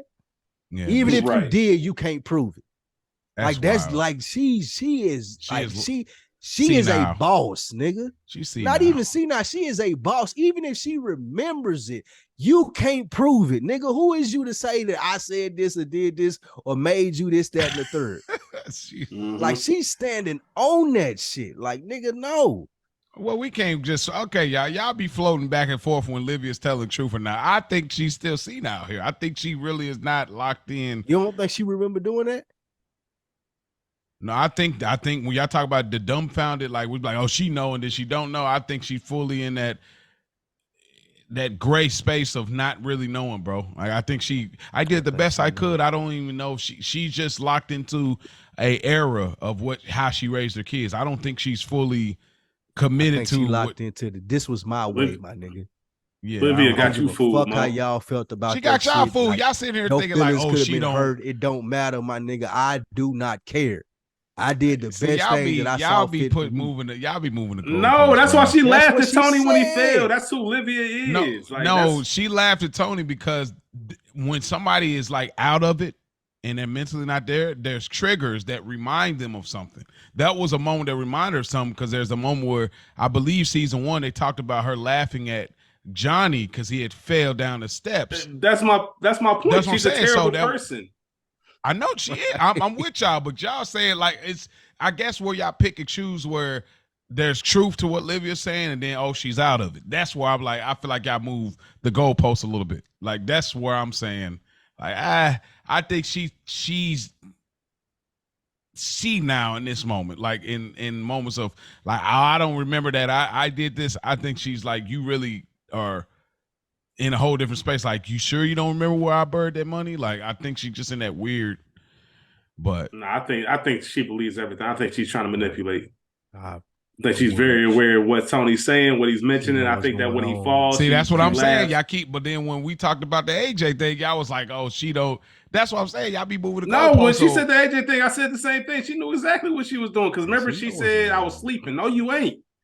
Bitch, you right like here. I didn't know I had a grandson. She playing, man. She be playing. Played all the way down. Okay, all right. So if we gonna go with that, Yeah, we're gonna hold her to the accountable. She knows everything she's saying. That's y'all stance. She know most of what she's saying. Yeah. Now what's the percentage? Soprano. What's the She's percentage? a cutthroat soprano. Sometimes she may forget. Now we need more than that. She's Give me just a like percentage. she's just like Junior. She's just like Tony. She's just like Janice. She's even more cutthroat than all of them. So whenever you can suspect that she's using it for her advantage, she is. Just like with Junior, just like with Tony. All of them show the same type of traits. I need percentage. She's just the best at it. There were a couple moments in season 1 where you could have had me, but everything else since then, I believe Olivia just capping. I'm saying 80-20. 80-20? Yeah. Okay. And that's that's me being very reasonable to Olivia. So you feel like it's more 90-10? Yeah, absolutely. I think that Olivia knows exactly what's going on, man. Okay. I don't believe any of this. Like, I think she knows exactly what's going on. All right, fair enough. There's some moments where there are some clear moments where I cannot say, and those are the convincing moments where I'm like, well, damn, maybe she is a little bit. But there's just way too many instances where I just feel like she is who she is. Okay. Well, fair enough. Y'all both make great points. Y'all do a great job of that. I like to, pick at the scab, so to speak. All right, I'm trying to move us through these scenes so we can rate this episode. So, hey, Olivia got weak at this nigga when he failed. That's hilarious, though. It's like, bro, you this big mobster, you're the boss. The door on it. And then he walked off. He put the hand over the mouth and everything. I'm trying not to fall over cracking up about you, bro. Yeah, Silvio, he visits Irina, and he drops off 75 grand, which is a nice collect. And then Silvio gives her advice, and Svetlana like, hey, he's a wise man. He's a business owner. You should probably listen to him. And it seems like she kind of rolls with it and say, okay, I'm gonna take that 75 grand, that bag, and I'm gonna figure it out. What did y'all gather from this scene? It was a good job of getting rid of her for a couple of seasons. Okay. Same. Knew exactly what to do. Yep. Time is a great enemy. Sil told her, go do something with your life. Here's 75,000. How can she say no to that? Yeah. That's the American dream for you. Count at a department store. You're like, here's $75,000. Figure it out. You came from overseas. This is the American dream for you. No to that? Yeah. Tony takes Janice to the bus stop. An interesting question she asked. I thought this was real. I don't know how y'all feel, but she said, what's wrong with our family? And I thought it was just one of the most vulnerable questions and moments that Janice has had throughout the series. What's wrong with our family? Because Janice is doing things and she's finessing, but I think that plays a part into her love interest later. I feel like this is one of those seeds where she's like, what's wrong with our family? Because she's genuinely trying to do the right thing, as Rich has said the theme is, but their nature is always a question. The soprano nature, the putrid gene is always at question. But what did y'all gather from this scene? Of course, we get one of the more classic moments in the scene, but Spike Lee, what did you get from this scene? It's their mama. I think the question that she's asking, Tony doesn't have the guts to give to her, the heart to give to her. It's like our mom. We saw it in the scene when he was leaving out and fell down the steps. Like that's the putrid gene. That's the thing that makes you guys react to stuff the way that you do. Even with Junior, like he's a indirect casualty of it. We saw him having conversations with her and how it affected him and what he tried to do. And he's completely backed off of that for the next 4 or 5 seasons. Like we see it was Livia that affected them this way. Yeah, you look at those generational curses as well. They talk about Grandpa Vito, that he wasn't a great father. It's a chain reaction. I think a lot of families can relate to that. If you have unresolved trauma, it's going to keep building and building until you get a group that's going to decide to cut that off. So there's always going to be something deeper, and you see them, 2 of them. And it's funny because Tony's going to therapy, but he's not going to therapy to fix those things. Maybe to understand him a little bit better, but I never get the interest that he wants to stop generational curses. I think he just wants Tony Soprano to be better.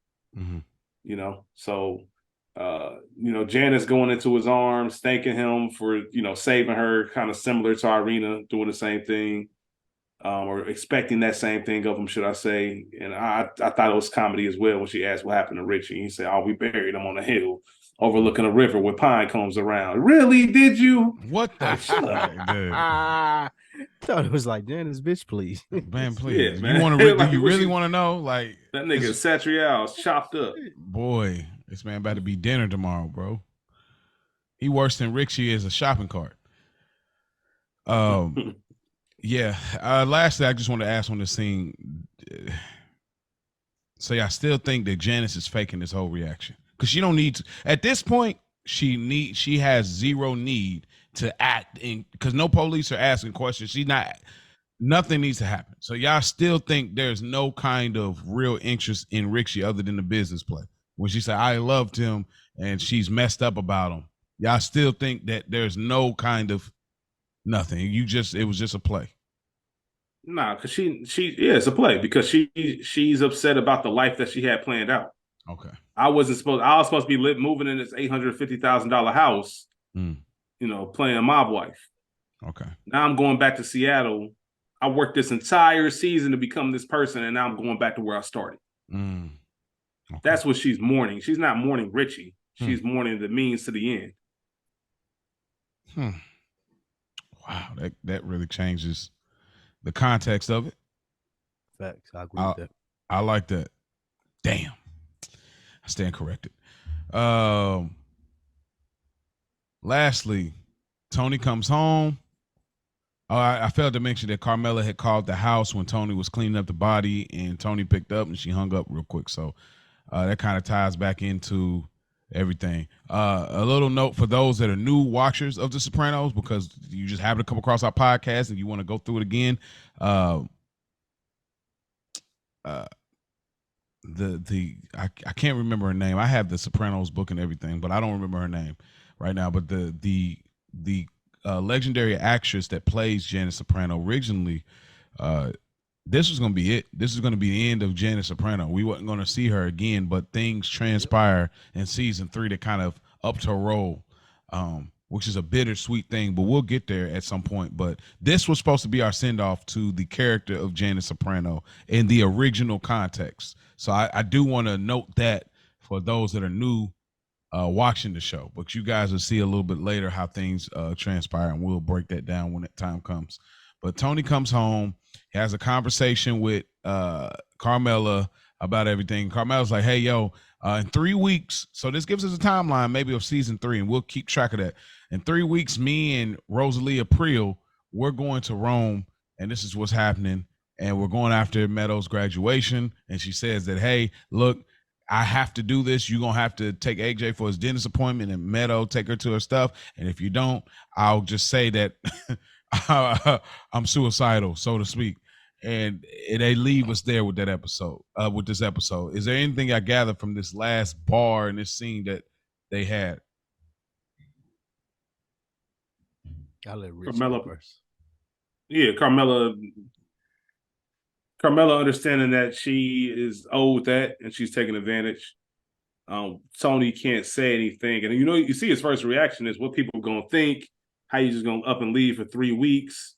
And she just says, you're gonna have to do this, you're gonna have to do this, because if I have to do it, I might commit suicide. So just throwing that right back in his face. You upping and leaving in the middle of the night for your side chick. Mm-hmm. I'm gonna do what I want to, and there's not anything you can say. And he just sits there and takes it because he knows that's right. Yeah. So yeah, man. She's not giving him a choice. Yeah, she has absolute reason to do what she did. I just don't like the way that she handled it. And I guess it's just me being a man. I felt like that, again, like I said earlier in the episode, if you want to leave, leave. But if you want to play these little games, or I'm going to Rome for 3 weeks, and like you knowing my business and what I do, like you want me to take care of the kid, like this not gonna fly. Like, how am I supposed to sell this for the lifestyle that we leave? Mm-hmm. And I don't like how she left him holding the bag with that. Now, one could argue, like, well, like Rich said, nigga, you left in the middle of the night to go see about your side chick killing herself. I get that, but who signed up for what? Right. Like, did Tony sign up for what she's offering him, or did she sign up for what Tony offers because of the benefits that she get with it? So, absolutely, I agree. That's always in the question. Maybe I'm really hoping as we close this episode, I'm really hoping that we follow her story a little bit more and get more origin to see why it's so challenging to leave. I think it's a lot of superficialness there that she won't acknowledge, but we'll get there. But that is our episode, season 2, episode 12, The Knight in White, Satin Armor. But before we get out of here, we like to leave with a ranking because that's the way we do here on Good Earners. So without further ado, Rich, first and foremost, what is your episode rank? Is this made, being an untouchable episode, a good earner, or is it just another envelope? I got to put it in the made category. Yes, sir. It's a made episode, man. Yes, sir. I think it goes without saying, without question. We got an in memoriam to Richie Aprile, one of the best Sopranos characters, real scumbag, but just quality pound for pound character. When you think of the characters, because we get a lot of, for anybody watching this show for the first time, we get a lot of great characters. I know we've met Johnny Sachs, but just more of his prominent role in seasons to come. Oh, man. There's some other names that we've mentioned and haven't mentioned that you're going to see. But Richie was that first one who wasn't a part of the original season that you like, man, like this added that extra element of gangster to be a formidable foe against Tony and that thing of theirs and what they do. And it just builds. I think he's the prototype, and everything else was built on him. James Gandolfini, for those who know, he went back and forth with David Chase to fight to keep Richie Aprile alive because that's how much he liked working with what's his name, David Proval. David Proval, yeah. Yeah, David Proval, yeah. But David Chase obviously went against it, which was better for the story. Because you can't, at some point, realistically, you can't trust Tony Sopranos if Richie keeps getting off the way he's getting off. They can't coexist. So you had to lose that character, but he really set the tone, man. So when you add on everything else, it wasn't as funny as a ton of the episodes that we've gotten this season. There were some funny moments, but the element of trying to do the best, Richie passing, setting up the final episode, the events in that, I got to call it made. What about you, Spike Lou? Main episode for me as well. This is one of the best, most memorable episodes. We didn't talk about it too much, man, but when Richie hit Janice in the face, I don't want to be misogynistic or something, but it was satisfying in the See, look, you worse than me. Talk about me with the Russian Gina. You are worse. My nigga hit him with a quick little jab. A little straight. Like yeah, this ought to be cool. Yeah, he didn't think twice about it. And that shit, every time that I've rewatched this, I've laughed at that. And I'm not against I'm not for domestic violence or anything like that. But it's just so funny how they handle that. And it's I want to bring that up too, real quick, just because I laugh at a lot of fucked up shit. But I'm not laughing at the event. I'm laughing at the audacity. It's always the audacity. It's always the audacity. Yes. The way it's always the audacity because Richie kind of popped his collar and walked off. It was like this.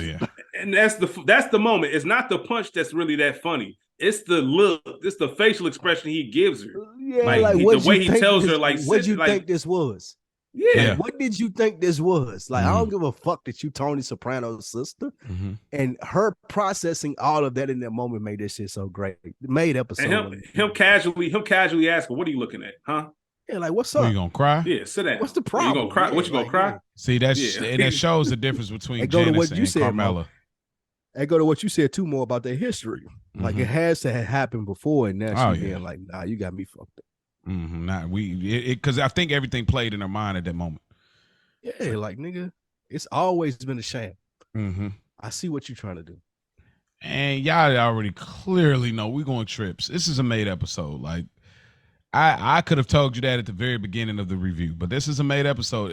If you are not calling this a made episode, you are truly demented. And I think we're going to get you on Prozac. Because how could you not call this a made episode? So for all the reasons that Spike Lou and Rich said, this is a made episode. Now here's the interesting part. Rich, who gets the Good Earner Award for you on this episode? Corrado Soprano. Yeah. Hey. Uncle Junior can't rose from the ashes. You got to think. He got himself in a position. All right, I'm not able to earn any money because Tony got it fucked up because Richie got everything fucked up out here on the streets. Richie comes with a play. Sounds like it could work if you could pull it off, pull it off. He finds out he can't pull it off. In real time, figures out, all right, this is the one that I need to go with. I need to side with Tony. Makes his figure look better because he gets in good in Tony's graces. He loses any kind of ties and attachment with Richie. He's playing against Richie without Richie even picking up on it. And he gets a 2.5% bump in his earning. So everything that he needed, he gets. Maybe not to the substantial level that he wanted, but he got out of the fire of Richie. He got in good graces with Tony, like I said, and he made some more bread. I think he played this whole episode in a masterful manner. I agree. Same for me. And he made Bobby more of a believer. Like not like Bobby was already a disciple, but now we see the buy-in that Bobby has throughout the season as to why he fucks with Junior the way that he fuck with it. He think that Junior's like a mastermind, and Junior put on a mastermind performance this episode. I'm gonna go Irina. I think that while okay. While Irina, I know y'all probably like, what is he talking about? And this is not like last episode, convince yourself. But Irina, I mean, you got 75 grand. You got, 8,000 paid for the hospital bill. You really still want to deal with Tony, but Tony ain't doing that. And so you're going to keep it pushing. We'll get some later reveals of who she's going to be dealing with, which is another important, significant character. And her cousin even gets a great job connected to the family. So I feel like the setup is there. And Irina, 75 grand. I mean, sure, for some people that got a good job, that's a year's salary. But for her that is once worked at the Bing and now works at, retail, dub, easy. Now, Broken Balls Award. Rich, who gets that? All right, so I think it's a little too easy to go with Richie. It is. Even though outside of his demise, there are multiple things that happened to him this episode that I could vouch for him to be to get the Broken Balls Award. But instead of him, I'm gonna go with P. I'm gonna go with Big Pussy, man. Yeah, I just think that he's in the worst place you can be, which is in no man's land. It reminds me of, I know we cross-reference a lot. There's a scene in The Wire in season 3 when Avon's telling Stringer, you ain't smart enough for them. You ain't hard enough for this thing right here. And maybe you ain't smart enough for them out there. And P's in that no man's land where he doesn't know where he fits. And he only sees one way out. And I said at the beginning, his way of trying to see a different alternative into this, it just went in flames. He can't do their job. He's crashing into shit. He's in the hospital. He's losing favor with them where they don't even want to help. So now he just kind of knows there's only one way out of this thing. And it's becoming very clear. So like I said, even if you're just watching this for the first time, P's story doesn't end well for him. What say you, Spike Lou? I got to go with Kirk, the bitch ass nigga, the police, the FBI officer. What's his name? Am I saying it? Oh, Skip? Skip, excuse me, Skip. Oh, Skip. Skip had to deal. Yeah, he had to deal with Pussy thinking that he was a fucking FBI agent of the century, and he also had to deal with his boss being like, well, this is how you play it, and still wasn't giving him good information. So just like everything that Rich was saying about Pussy, Skip was in the same position. But even worse, because I got a job to do. It ain't necessarily like you ain't just got me on the hook because I'm a mobster and I'm trying to prevent from being in jail. Like I literally have a job to do, and I'm trying to flip this dude, and this dude thinking something totally different. And I'm going to my superiors, and they love what Tony Soprano doing for them on their birthday area. It's like, bro, what am I supposed to do? Where am I getting advice from? How am I supposed to handle this situation? And he hadn't have no outs. So I got to go with Skip. Okay. Y'all both dropped the ball here. It's clearly Janice. It's clearly Janice. Like, Broken Balls, really? Think about it. She came in bummy. She started getting in her bag, looking better. Even Tony got like, man, you didn't transform. Like her whole setup, she was in a bag. She had stuff put into motion. And sure, we know she made the decision to cap him off, but like her whole play, now you going back to Seattle. And of course, like I said, the original storyline, we would have never seen her again. That would have been the end of Janice's story. So you would have been back working at Cinnabon. You know what I mean? Trying to still get your. I killed the nigga and got away with it though. Yeah, but you're part of the but you're part of the Soprano family. That's a norm. I killed a nigga and got away with it. But you're part of you're part of the I'm Soprano. not a mob boss though. I'm only but like, your brother is a boss you were never going down for. Are you kidding? He's the you're never going down for it. That was never the option. Your brother's the boss, not a capo, the boss. But for her to not only she lose her growth where she was going, she lost a future husband. You know, so she lost a lot, and then her mother, of course, obviously she can't deal with her without Richie kind of balancing her out. So I think she took it hands down the biggest L. So she got the Broken Balls Award. She loved him, but she also messed up her play that was in effect because she wasn't going for you putting your hands on me. And lastly, before we get out of here, Rich, what was your favorite moment of this episode?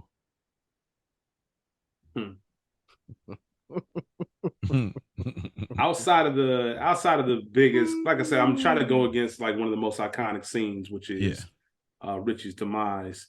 I'm going to go with Richie going to try to make the sale to Albert was it Caprisi or Parisi? Barisi. No, Barisi, yeah. Yeah, Barisi, yeah. Him just trying to make the sale. I just think it's hilarious when he just kept repeating himself to him. Oh man! Like pretty much saying you are a schmuck. That's you're a schmuck 101. Like you are a fucking. That's a good word. Yeah, this is a waste of my time. I don't even respect you enough to have a real conversation with you. Yeah, man. I'm gonna just repeat everything that you say. I'm gonna try it. I'm actually gonna try it one day this week and just repeat everything that somebody say. Because man, we all know how we would be on if somebody did that to us. You trying to have a real conversation with somebody. I swear to God, I'm gonna and try they just repeating it back to you. Like you gonna get beside yourself. Like, bro, what the fuck you think I am, bro? Like who you talking to, bro? So that's it for me because we find out Richie couldn't pull it off. Yeah, and then like I said, it's just something there's something that's just hilarious about him talking to him in the same manner. Like I said, oh yeah, man, you get the same reflection. Yeah, repeating everything you said is comedy. That is hilarious. Great pull, Spike. What about you? What's your favorite scene, bro? Going away from the Janice, like Rich said, the Janice and Richie scene. That's classic. So I'm trying to do something against the grain. Mine would be Bobby in awe of Junior figuring out who he's gonna side with in this Richie versus Tony thing, and just looking at him and Junior being like, "Nigga, what the fuck are you looking at?" And you're like, nah, "I'm in awe of you, bro. Like I can't believe that you just went through all of that way and just was able to put that out like that." Like so, yeah, that was a dope ass scene for me. That was the scene I was gonna go with too.